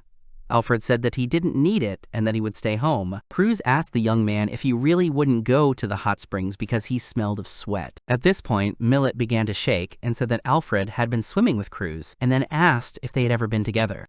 Alfred said that if this could be called bathing, then he was a traveler, and sometimes he had to overcome his shyness and wash himself quickly. He said that this was something else. They were traveling, so it was normal. Millet was saying at this point that she couldn't believe it. Vivy said that travelers were so shameless. Luca pulled Alfred and Cruz apart and said that they were no longer on the road and mixed swimming was unacceptable. Cruz said it would be more fun if everyone was together. Luca told Cruz to understand that it was embarrassing. Then the girls left and Alfred wished them a pleasant time. Cruz said that she was very sorry that Alfred was not going with them. After a while, the young man was walking with Femi after the hot springs. He said that they were just great today. The young man walked and looked at the sky and realized that today there would be a full moon. After some time, the young man returns. Millet meets him and tells him that dinner is almost ready. Alfred thanks the girl. Alfred then goes into the room where Vivy is sitting at a table drawing magic circles on paper. Luca and Cruz are playing cards while Colette watches them. The girls called the young man and invited him to play cards with them. Alfred smiled sweetly and felt some peace. Then they played cards and waited for Millet to cook dinner. After that, they waited for dinner and then all cleaned up and washed the dishes together. It was already late at night. Alfred was climbing the stairs and carrying the sleeping Colette to bed. Millet said that she had already made up the beds and that there were only 2 rooms. Colette reached out to Femi and said she would sleep with her. Millet said she and Colette would sleep on the floor so the guests could use the bed. Alfred said he wouldn't allow it. He was grateful that the girl let them stay, but they couldn't use the girl's bed. Millet said there was nothing wrong with that. Alfred said he thought it was right, At that point, Cruz thought about it. She interrupted the boys and said that she could sleep on the floor, and then asked Alfred. The boy wondered why the girl was asking him. Cruz asks if she really can't do that. The boy says it's not that she can't. Cruz drags the boy along and says that then they will sleep here. She sits down on the floor and says that she hasn't slept next to Alfred for a long time. Alfred agrees with the girl's words. They were smiling. Alfred said they covered for each other during the trip and slept in shifts. Cruz added that the floor was even more comfortable. Luca sits down next to them and says that she is with them then. The next moment, Vivy came and said that it looks like a lot of fun. She told Femi that she can sleep alone. Millet said that no one would occupy the bed she had spent so much time preparing. Then she, as the mistress of the house, would decide everything for them.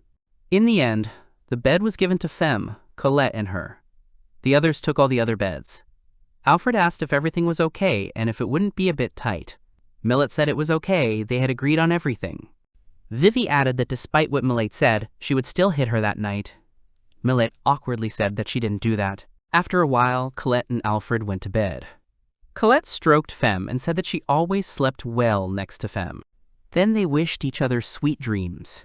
Alfred couldn't sleep and thought that the hydra had appeared here too, but everything was fine and he would protect the village. At that moment, somewhere deep in the forest, a hydra was crawling and making its howling roar. After a while, the guard's work begins with the opening of the main gate. The young man stretches and sighs. Suddenly, he and Femi hear some barking. They turn around and see little puppies. Alfred said good morning to them. He asked the puppies where their parents were.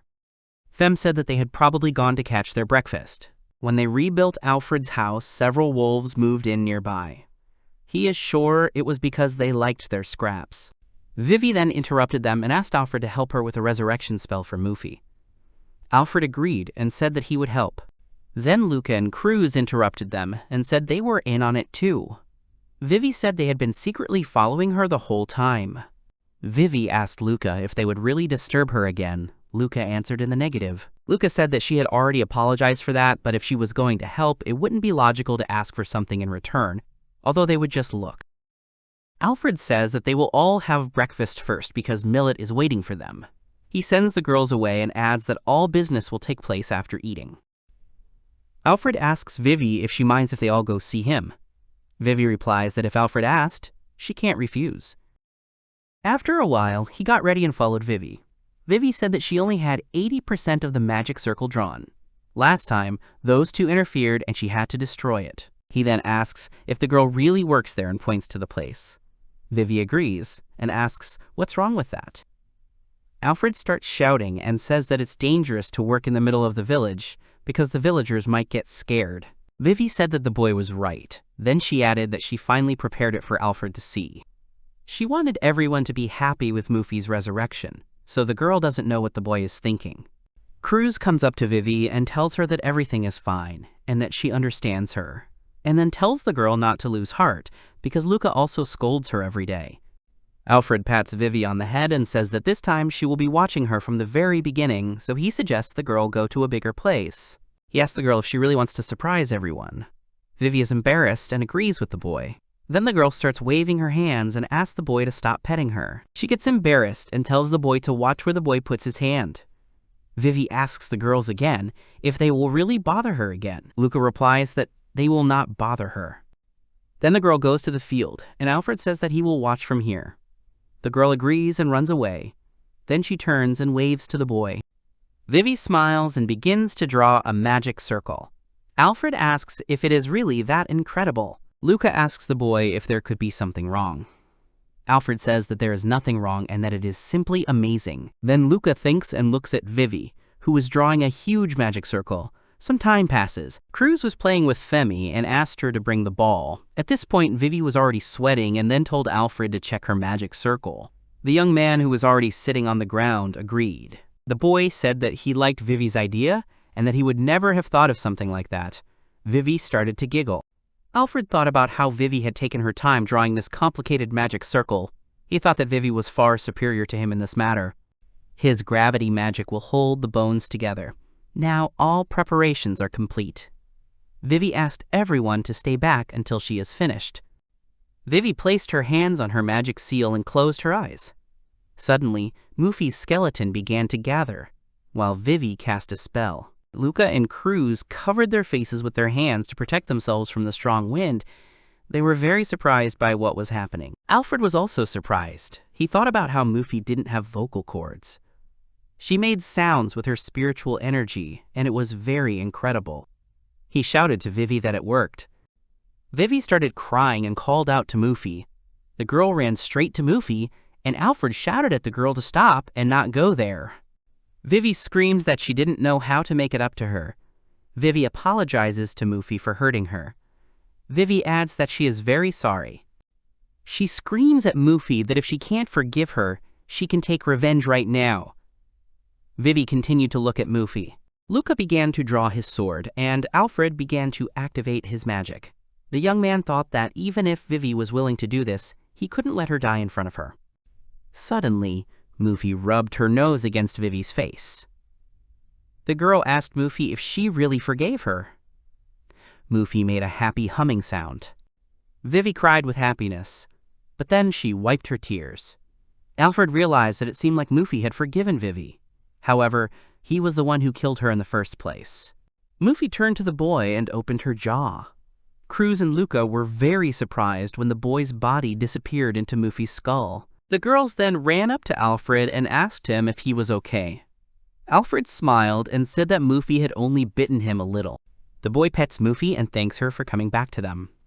Alfred, Vivy, and Femi began to pet Muffy happily. After some time, returning to the village, the women asked if the rumors were true and it was a giant skeleton of a bull. Alfred apologized for the show and said the skeleton was not dangerous, so they should not worry. The woman said she had never seen a skeleton move before, so necromancy was awesome. Then they come to the pen, and Vivy says that this is now Muffy's new home, and she wants Muffy to stay here. Suddenly, Muffy's legs gave way. Vivy told Muffy not to worry, because she would always be there. As long as Muffy stayed close, everything would be fine. Then the puppies showed up. Alfred asked why the puppies were still there. Fem said it was very strange. Cruz asked what skeletons usually eat. Alfred replied that since they don't have a digestive system, they only need a little spiritual energy. Vivy said that was true. Since their bodies were created with magic, they live on it. Cruz said that she understood, and then asked if it really wasn't hard for Vivy, since Muffy was big. Vivy said it was a very complicated thing. She wasn't the only one supplying spiritual energy to Muffy's body. Cruz said she understood. Suddenly, the puppies started howling. Alfred asks Fem what is going on. The she-wolf answers that the wolves have found a hydra. Alfred smirked and said that the hydra had finally appeared. Cruz immediately drew her sword. Alfred thought that he had no other choice and would have to fight. Cruz smirked and said she wouldn't let the trail go again. This time, she would see it through. Alfred panicked and asked Cruz if she could calm down a bit. Cruz agreed. Alfred turned to Fem, but the wolf replied that she already knew. Fem then changed into her true form, and said that, after all, it was her job to protect the forest. Alfred turned to Vivy and told her to stay here in case the village was attacked. Vivy agreed and said that she and Muffy would keep an eye on things here. Alfred then mounts Fem and calls Luca and Cruz, then asks the girls if they are ready. Luca and Cruz agree. They set off. After a while, having gone deep into the forest, Femi howled and then began to listen to those who answered her. The she-wolf told Alfred the right direction and ran straight there. Then, suddenly, Alfred saw this huge hydra. Luca said it was even bigger than she thought. Alfred said that the girls should be careful, because the hydra is poisonous. Suddenly, Cruz rushed, screaming straight at the hydra. Alfred ordered the girl to stop and not to attack headlong. Although Krug is a brave warrior, she is sometimes too reckless. However, even so, it is their duty to support her. The boy used magic and created a huge beam of light right above the hydra. The hydra covered its eyes, and then its heads were cut off by Cruz's sword. Hydra used some kind of liquid and poured it right on Cruz. The girl tried to wipe the liquid off and said that it had some kind of terrible smell. Suddenly, someone grabbed the girl by the collar and pushed her aside. Cruz asked Luca what she was doing, but at that moment, the hydra's head rushed past Cruz. Luca cut off the head and said that they had warned the girl about the poison, and then asked if she was really tired of living. Suddenly the girls were surprised, because the heads of the hydra grew back. Luca started chopping them again and said that this hydra was behaving abnormally. Alfred, watching them, thought that Luca's words were true. Usually hydras need 3 days to regenerate. This is too fast a regeneration, so it is definitely not normal. Suddenly, Alfred turned to Luca and Cruz and yelled at the girls to continue chopping off her heads, because he had an idea. He says he's going to try to burn her with his fire magic, so they should hold out until then. Cruz says they get the message. Luca tells Alfred to move fast because she can't hold out much longer. Cruz says the fun is starting. She is interrupted by Luca, who says she's not going to listen to someone covered in poison. At this time, Alfred orders Femme to go around the hydra. The she-wolf accepts the order and begins to carry it out. Alfred extends his arm and attacks the hydra with a fiery spear. Cruz and Luca are surprised that it works. Cruz beamed and told Alfred that it was great, but Luca told her not to relax. Cruz agreed and said that now they will definitely win, because she can't hold back. Luca asked Alfred to cover her back. Alfred smiled and agreed, then said that they should finish off these heads. At that moment, Femi watched Alfred and realized that this was what Alfred's team was capable of. The hydra was destroyed and everyone breathed a sigh of relief. Femi realized that Alfred's group was indeed very strong. Alfred was happy that it worked, and they succeeded. Suddenly, Cruz smelled a delicious smell.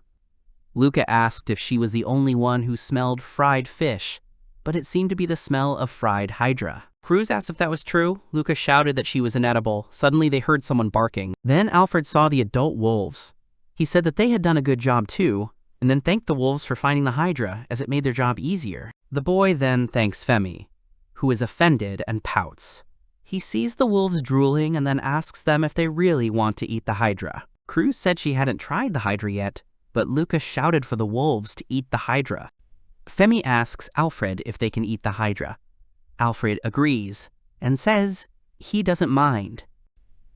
Alfred says it's not very harmful. Luca is surprised and asks Alfred if he's ever tried hydra. Alfred said it was once when he was younger, for scientific purposes, although he just felt like it. Cruz told Luca it was okay. Cruz said it looked so delicious and crispy. Alfred said he was warning the girl that it was very tasteless. Luca hears the wolves yapping, and Cruz screaming that they will share.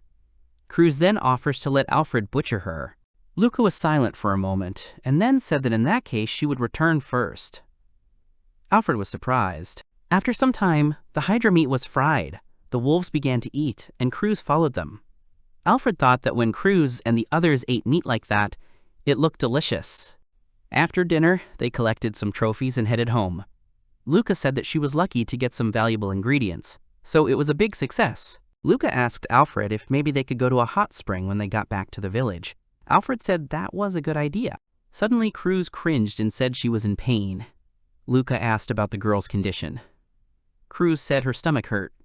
Alfred asked if Cruz was really sick, since strong warriors like her rarely get sick.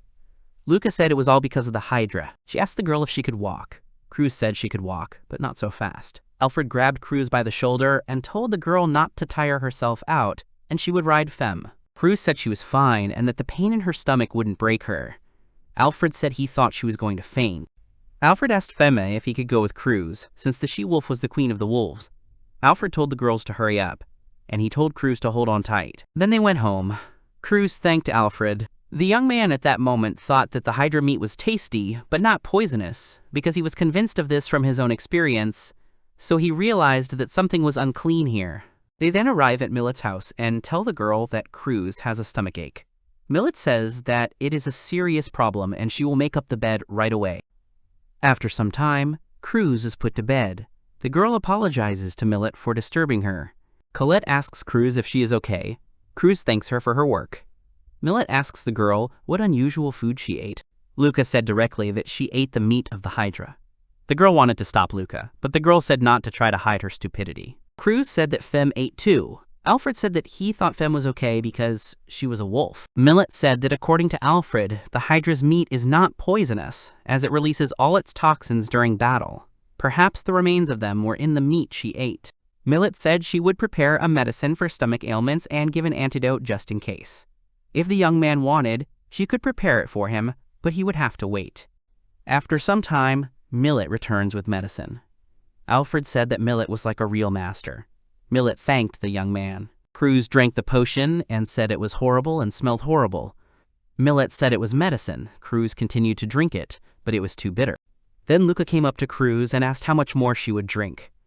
Then Luca pinched Cruz's nose and poured the medicine into her open mouth. Alfred told Cruz that she had done well. Luca jokingly said that it would keep her away from the hydra meat. Cruz suddenly cried out that it seemed like the medicine was working. Luca said that was simply impossible. Then she said that it didn't matter because she had to lie down and rest. She also said that she would stay with her for a while. Cruz lies back down, but a second later jumps up and says she thinks it's better.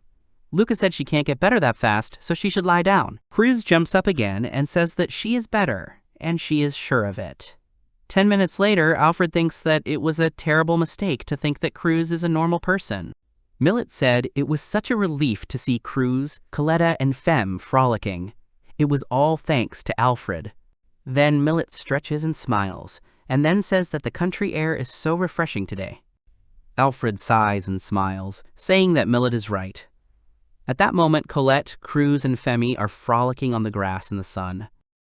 At that moment, deep in the forest, a small rabbit found the severed head of a hydra and ran up to it. Then he drank some strange liquid that flowed straight from the hydra's jaw. Suddenly, the rabbit felt a sharp pain and fell to the ground. After a while, Vivy looked after Muffy and then asked Alfred if it was okay since they had returned home in a hurry. Alfred agreed and said that Cruz was in critical condition, so they took her to Millet. Cruz shouted out that she was already perfectly fine. Alfred said that they got rid of the hydra, so now everyone is safe. Vivy said that was good, and then said that it was also Vivy's doing. The girl beamed and said that it was only thanks to the village guards Vivy and Muffy that they were able to fight in peace. Alfred patted Vivy on the head and said that Vivy was definitely the best guard, then thanked her for her hard work. Vivy said that Muffy wanted to be petted too. Colette and Cruz rushed to Muffy, screaming that they loved her very much. Colette stroked Muffy and said that she was very smooth. Alfred said that it was all true. Cruz also said that Muffy was very nice. Suddenly, Cruz's hands started glowing. Alfred asked the girl what the light was. Cruz doesn't understand what Alfred is talking about, because she's just petting Muffy. Vivy panicked and told Cruz to stop it because she was doing something bad. Luca stopped Vivy and told her to stop because Cruz was not doing anything bad. Vivy asked Luca what was going on here. Luca replied that it might be the sanctification of the brave. Suddenly, a huge stream of light appeared. The entire village was irrigated with a beam of light. Suddenly, Vivy opened her eyes and was very surprised by what she saw. Muffy had become flesh. Vivy asked what it meant and if it was really Muffy. Cruz said that Muffy had become very beautiful. Alfred said about the consecration that it is a ritual in which the priest bestows sacred power on the armor. Luke agrees with the young man's assumption. Alfred asked if it was such a strong technique. Luca said that she had read about it in the taverns. This is not the great power of the priests. It is something like a traditional ritual. Alfred said that Cruz will be able to raise the lower ghosts at most. However, Cruz is special and has the power of a hero, which makes the technique many times stronger, thus turning it into the power of a god. Cruz laughed awkwardly. Alfred asked the girl what she had done. Vivy asked what had happened to Muffy. Luca said that it was some kind of sanctification of the undead. It meant that Muffy had become a holy bull. Then she realized something and said that Muffy had definitely become Saint Muffy. Cruz says she's sure she feels a holy aura from Muffy. Vivy says she gets it. Cruz says it's awesome anyway. Luca agrees, and Coletta screams that she loves Muffy. Suddenly, the wolf cub howled. Alfred said that for some reason the wolf cub seemed happy. Alfred asks Femme something, but she is not there. Alfred asked Colette if she had seen Femme. Colette replied that she had not seen Femme since they had been there. Alfred said that Femme was good at hiding, but he wondered if anything was wrong. Then he turned towards the rustling noise and asked Femme where she had gone. Suddenly, Femme emerged from the forest carrying a wolf in her fangs and told Alfred that she needed his help. Alfred asked Femme if she was okay. Femme said that the wolf was deep in the forest and had the same symptoms as Cruz. Alfred said if the poison was really activated with a time delay. Then he decides that they will talk later, and he will bring the wolves here and let Millet examine them. Alfred mounts Femme and orders Colette to bring Millet here. The girl runs away in a hurry and screams that she will bring her now. Vivy screams that she will create a magic circle of restoration. Femi said that Femi didn't actually eat the hydra's meat. Alfred asked her why that was. Femi said that her minions came to the hydra's body and they were very hungry, so she didn't eat it. Then they arrive at the place and Alfred sees a huge number of wolves lying on the ground. Hearing that Cruz was in danger, he forgot all about the wolves. The young man asks for forgiveness. Luca said that the young man could apologize later, but now they needed to get the wolves to the village. Alfred said that they would take care of them. Cruz drags 2 wolves at once and says she can handle the job. Luca says she's counting on the girl. Alfred said that Femi should just carry him and run. It will take a few minutes because he uses his magic. The young man then lifts up all the wolves and says that he will gather them all at once. No one can handle gravity magic so easily. Alfred was riding on Femme and carrying a lot of wolves with his magic. Cruz smiled and said that was expected of Alfred. Then they were already close to the village. Millet, Coletta, and Vivy called everyone here. Vivy said that she drew a magic circle to ease their pain, but they will not give much effect. Vivy said her magic wasn't enough. Femi said their symptoms were stomach pain, vomiting, and weakness. Millet examined the wolves and said that she understood and these symptoms were very similar to Cruz's. Millet said that she would prepare the medicine, so she asked to wait a minute. Alfred thanked the girl. Femi said that she did something wrong. This also has to do with Femi's self-confidence and pride, who is the king of the magical wolves. Alfred told Femi not to think about it, because it is not only Femi's fault. Luca examines the wolf and asks if the boy really doesn't think it's a little strange. Alfred is also thinking about it. Cruz called Luca. The girl said that Alfred said that he ate hydra meat in the past, that is, its meat itself is not toxic and it is not about the poison. Cruz agreed with the girl. Luca asked Cruz if the girl had forgotten that she had been poisoned. Cruz smiled and said that she had forgotten. Luca eventually found out that it was unlikely that the poison was on the meat and that it had caused the illnesses. If it's a wolf with a good nose, he'll notice it before he eats it. Femi says that's a given. Luca says that this hydra was abnormal from the start. It is impossible to grow a head right away. She has never heard of such a thing. Luca asks Alfred if he can give her some hydra bile. Alfred agrees and gives the girl some bile in a jar. Luca says that it is quite large at first glance. Cruz says that it is a very unpleasant aura. Alfred asks the girl what she means. Cruz replies that there is a strange energy around her, and she doesn't like it. Alfred thinks that she sometimes scares him. Luca asks if she can take it to the royal lab so she can check it. Alfred agrees with the girl. Alfred says that Luca is a researcher of magical beasts, so she is some kind of genius. Then Millet interrupts them and apologizes to the boys for keeping them waiting. She says that the potion is a little bitter, but they should drink it to their health. The medicine is then poured into bowls and given to the wolves. Femi says the wolves seem to be doing much better. Luca says she drank all the medicine herself, but Cruz did not. Cruz says that is not the case. Millet said that she thinks that tomorrow all the wolves will be much better. Alfred agrees with the girl. Femi bows and says she appreciates it. Millet says no thanks. Alfred then says he'll look after the wolves with Femi tonight. Suddenly, Muffy starts to moo, and the boy says that Muffy will also look after them. Luca says that she will study the bile and try to find out what is going on. Alfred says that he will leave it to the boy. Alfred then said that he was glad that everyone went to bed peacefully. Maybe Muffy had some kind of healing aura. Alfred then notices Femi licking one wolf after another. She seems very worried about them. Then Alfred puts out the candle in the lamp and thinks that Femi is the best king, which means that everything will be fine. And so everyone falls asleep. The next morning, the wolf cubs wake Alfred. The young man says that everything seems to be all right. He wishes all the wolves a good morning. He then looks into the distance and sees the adult wolves and says that he is very glad that they are all healthy. Femi approaches Alfred and thanks him for helping save her pack. She is very sorry that only Femi can't help. Alfred tells her not to think like it's over, so he suggests she go and have breakfast, and then they will investigate the mystery of the hydra. He smiles and says that they will solve this problem together with Femi. Femi says that this is Femi's chance to show that she is useful too. She calls the young man to go with him so that he will allow her to repay the debt. After some time, Femi, Alfred, Vivy, Cruz, and Luca came to the place where they killed the hydra yesterday.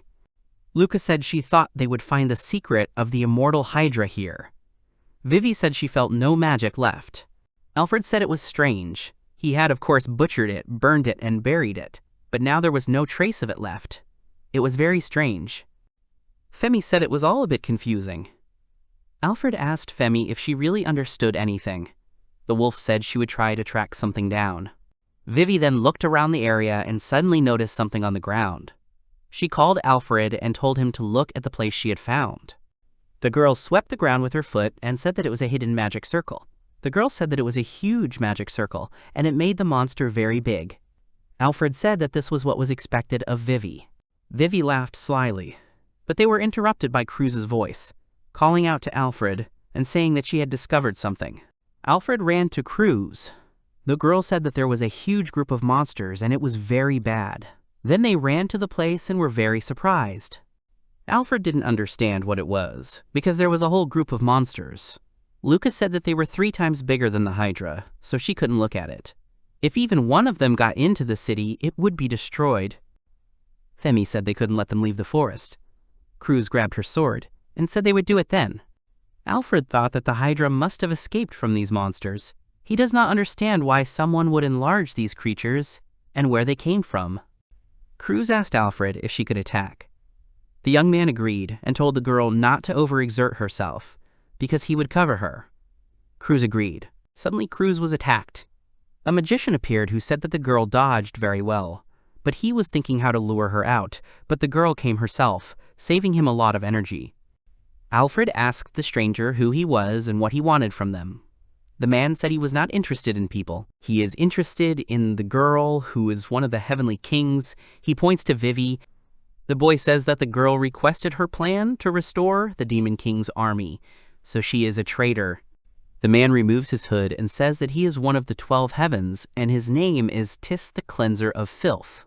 Vivy gets scared and then says that she doesn't know him. The girl asks Alfred if she knows him, to which the boy replies that he doesn't know anyone like that. Tis yelled and asked if Vivy was really making fun of him. The young man shouted that Vivy was the weakest of the 4 heavenly kings and what she was doing. She had ruined the dragon's invasion plan and he could not forgive her.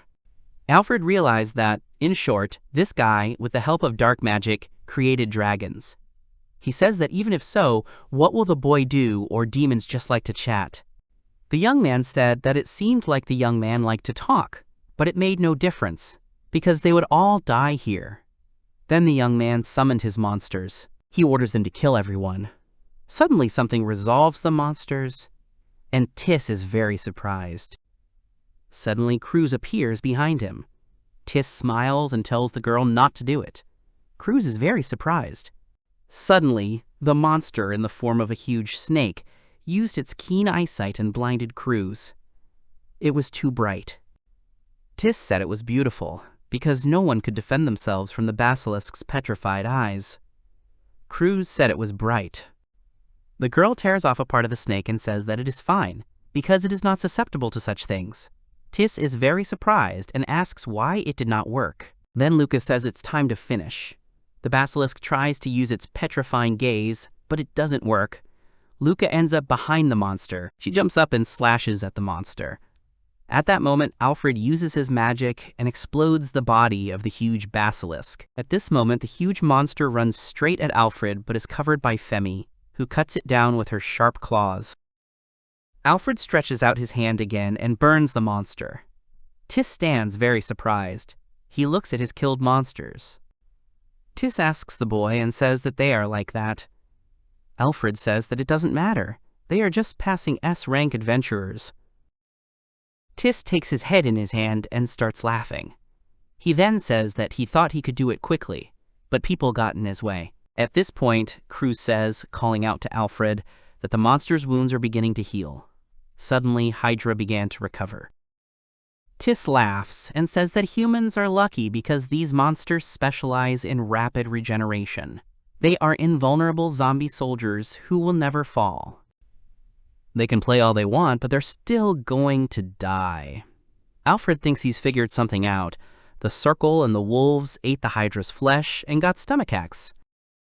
The reason was that he was turning into a zombie. Although these monsters are dead, they are still connected to this place and are controlled by one of the 12 heavens.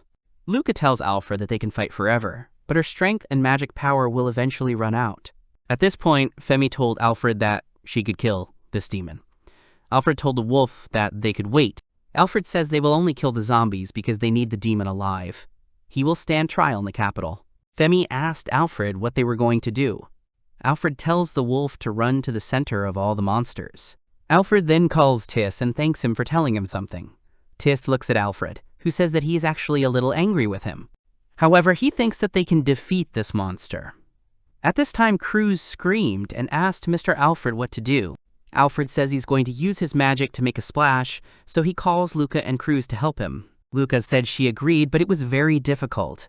Alfred said to have the girls cut off their heads. Cruz said it was easy. Tis was surprised, so Alfred said to have the girls keep cutting off heads. Tis quietly said that they had stopped. It was useless. At that moment, the young man stretched out his hand and summoned the Ice Queen, who reigned over the heavens and commanded the void. He asked her to open the gates of the void to the secret of the absolute world. He told Sky and Darkness that he would freeze the impure of this world with a heavenly hammer. The boy's name is Alfred Lint. Then a huge pillar of ice appeared in front of Alfred. All the monsters were frozen. Tiss's legs were also frozen, so the boy said that he could not move. Suddenly, Alfred rides up to him and tells Tiss that he's been caught. Tiss falls to the ground and says that the boy is joking, and whether he really is an S-rank adventurer. Such magical power could only belong to a real monster. Tiss says he should have guessed. Vivy is the weakest of the 4 heavenly kings, and she wouldn't be able to defeat the dragons, so the young man was the one who defeated them. Alfred said he was not alone. He then ties up Tiss, but the boy says there is only one way out. He smirks and says that the traitors must be destroyed. Alfred is very surprised and immediately shouts for Vivy. At that moment, a huge hydra runs through the forest. Vivy smirks and says that she was waiting for her. The huge hydra attacks the girl, but Vivy was sitting next to a magic seal, which she immediately attacked. Plants immediately sprouted from the magical seal and bound the hydra. Vivy said that she would never be able to break these bonds. In an instant, these plants tore the hydra to shreds. Alfred turned to the young man and asked if he had anything else to say. The boy sat in the field where his created monsters were burned and frozen. Alfred told Vivy that she had created a great circle. Vivy said that the battle was left to Alfred and the others, but to be on the safe side, she created a magic circle that would completely stop the monster's movements. Alfred stroked the girl's head and said that he understood and it was a good decision. Vivy asked the boy to stop, because it was embarrassing. Then Alfred smiles and says that the matter is settled and they can go back. At this moment, Femi is carrying Tiss in her teeth. While Femi was carrying the demon in her mouth, Alfred told Cruz that her stomach hurt because she ate a zombie. Cruz asked if she couldn't eat that, and what was bad about it. Luca said that they had to be completely deprived of their freedom to become zombies. That's why she puts all kinds of harmful magic on her body. This time, the zombies were especially huge and had been reborn many times under the influence of various curses, so you can't eat this meat. Cruz said it was scary. Luca added that she would tell her one more thing. There are parasites that can turn you into a zombie, but there is magic that will rid the girl of them, and Cruz will no longer have stomach pains. Then Cruz talks about parasites and zombies. Alfred thinks that the cure for Millet might help, so Cruz needs to know about it. The young man talks about Millet, but before he can finish speaking, Cruz takes off and runs towards Millet. At this time, Millet was treating the wolves, when suddenly Cruz bursts in and says that she is in pain, and also reminds her about the insects. Millet asked Cruz to calm down. Millet added that everything was fine and she had a cure. Cruz said that she would be a zombie and could die. Then Millet saw the boys and greeted them. Alfred said that someone definitely won't eat weird things anymore. Cruz agreed with the boy. Millet walked up to Alfred and thanked him for his work, then asked if they were finished. Alfred pointed to Tiss and told the girl that they were finished. At this point, Cruz and Luca were petting the wolves and said that they seemed to be in a good mood too. Luca said that it was because of Millet's medicine and the power of the holy beast Muffy. Vivy didn't understand what the girl was talking about. Luca replied that sometimes the spirit of the beast can cleanse the curse. Vivy was surprised and looked at Muffy, who was sitting next to the wolves, and was all beaming. Vivy cried with joy and ran straight to Muffy to hug her. Alfred looked at the girls happily. Then he became serious and looked at Tis. The youth removed the bandage from his mouth. He said that the youth and his friends had summoned zombie dragons in the western mountains, and they had failed. However, the young man asks that this time they have taken on the hydra and the basilisk. The young man asks if the demon really thinks that he can resurrect the king's army with a demon. Tis smirked and said that the demon king would definitely be resurrected, and until then, people should live in fear. Alfred said mockingly that the demon king will not be resurrected. At that moment, he realized that the boy did not want to talk. Alfred says that the technique of turning into zombies is imperfect, and one hydra is a major failure. And the parasites help the young man create them. That is, he does not have the main power. Then Alfred called Vivy. The girl ran up to him. Alfred asks if there was a zombie expert in the Demon King's army. Vivy says that she doesn't think so, because the Demon King forbade the sale of zombies. However, she was defeated by Alfred and the other adventurers, so she left the front early and does not know what happened after that. Tis said that the Demon Lord allowed zombies to use magic, so Vivy, one of the 4 heavenly kings, is very stupid. Alfred snaps his finger and calls Femi. Femi takes Tis in her teeth and starts shaking him. Eventually, they couldn't get any more information out of him and sent him to the capital. After a while, Millet prepared dinner. Luca said that they had a few words. They decided to leave the village the next morning. Tis must stand trial, and she is glad to have met such kind people in this village. Millet threw herself into Luca's arms and began to cry. He told the girl that she would be lonely. Luca also started crying and told the girl not to do it. Cruz and Colette started to squirm on the floor and said they didn't want to leave. Alfred thought about how they were like children. Luca told Cruz that she had a lot of work in the capital. Cruz agreed with Luca. Alfred said that Cruz could come to them at any time. The girl asked if this is really true. Cruz agreed. At that point, Luca said that they would have to say goodbye to Millet's wonderful food, so they wanted to eat well today. Then came a happy evening. Everyone ate delicious food and enjoyed their time. Alfred suddenly noticed that Vivy and Cruz were whispering about something. The next morning they began to say goodbye. The guys wished the girls a safe journey home. The girls thanked everyone, and Luca told Alfred to take care of himself. Alfred agreed, and then said that it was a secret that he was here. Then they leave. Alfred tells the girls it's time to work. Millet shouts that she's going to help the headman, and Vivy is going to feed the cows. Alfred says he will do his job. Alfred sits down on a chair and says he will look after the girls, so he suggests they do their best today.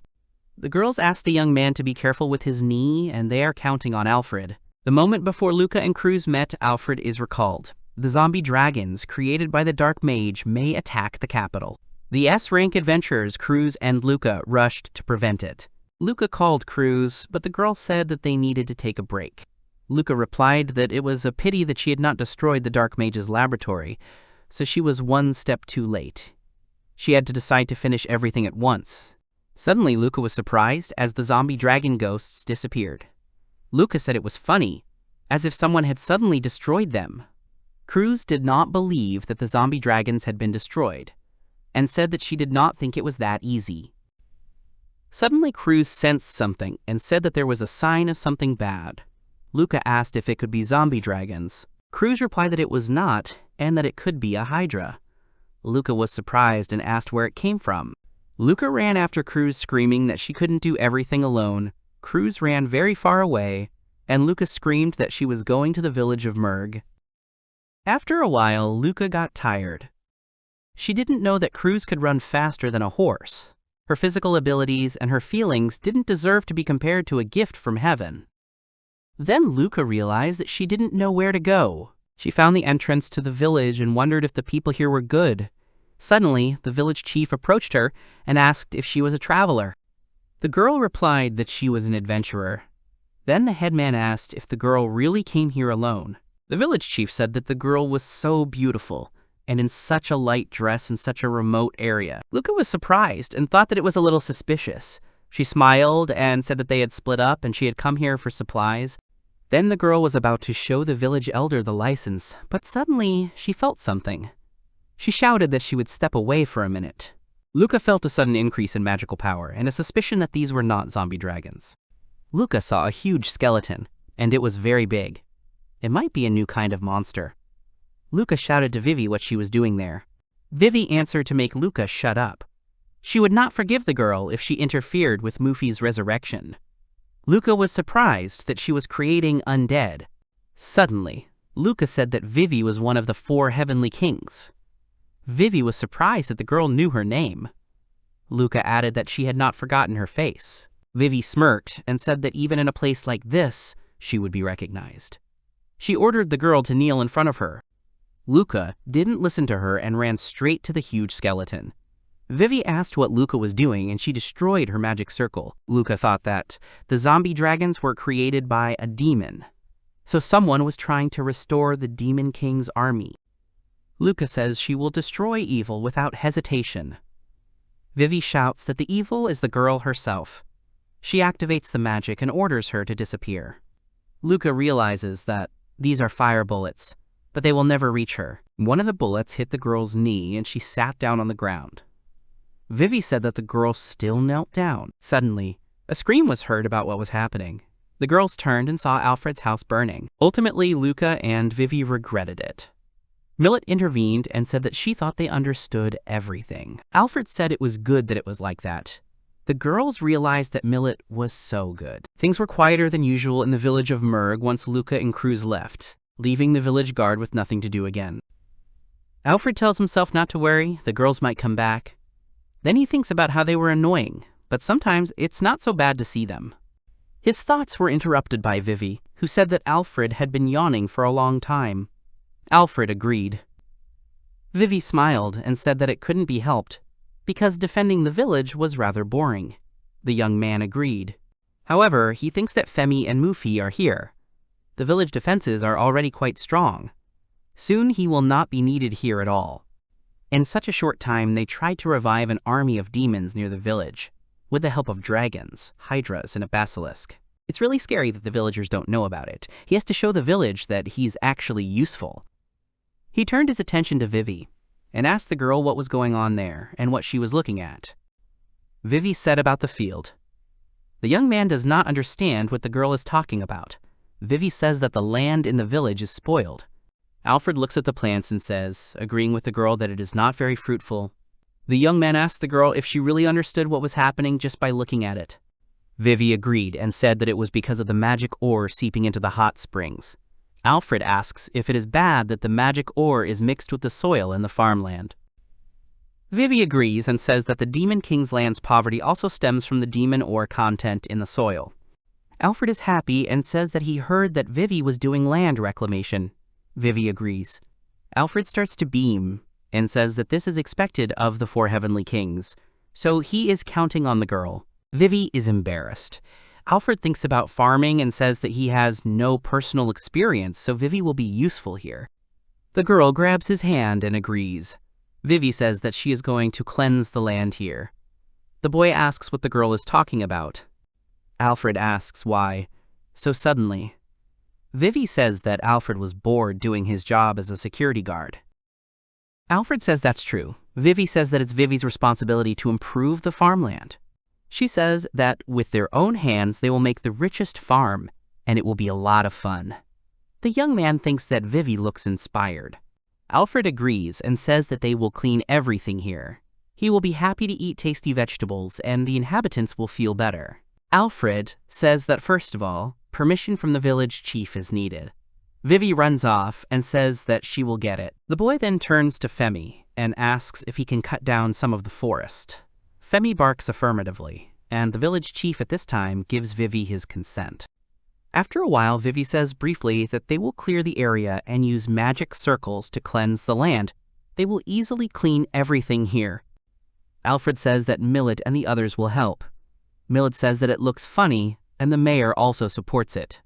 The girl adds that it is very good that they decided to support rural residents with agriculture.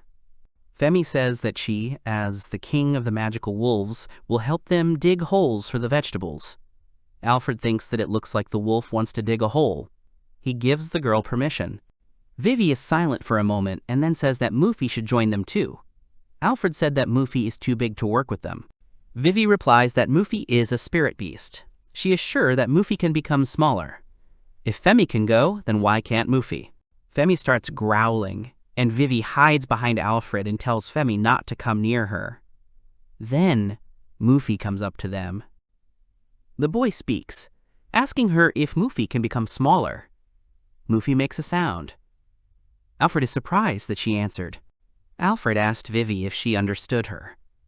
Vivy said that Muffy was saying that he could become smaller. Femi replies that Muffy said he wants the girl to touch him, and Muffy doesn't understand human language. Alfred says that there is nothing to be done, and they will take Muffy another time.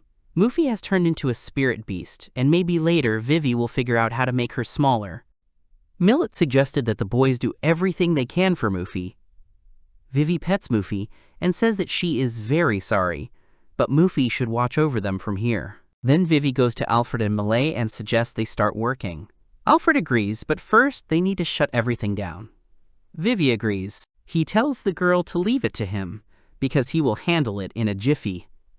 Vivy shouted at the young man not to hurry. She said that logging was a delicate process and Alfred should not overdo it. The boy apologized to the girl. Millet told them to proceed gradually.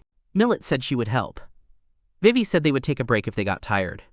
Alfred doesn't understand what the girls are talking about. He asks if the girls really treat him like an old man, so there is no need to worry so much, because she is not a newbie and can handle it. Millet says that it is not so. She takes his hand and says that she is worried about the boy's knee.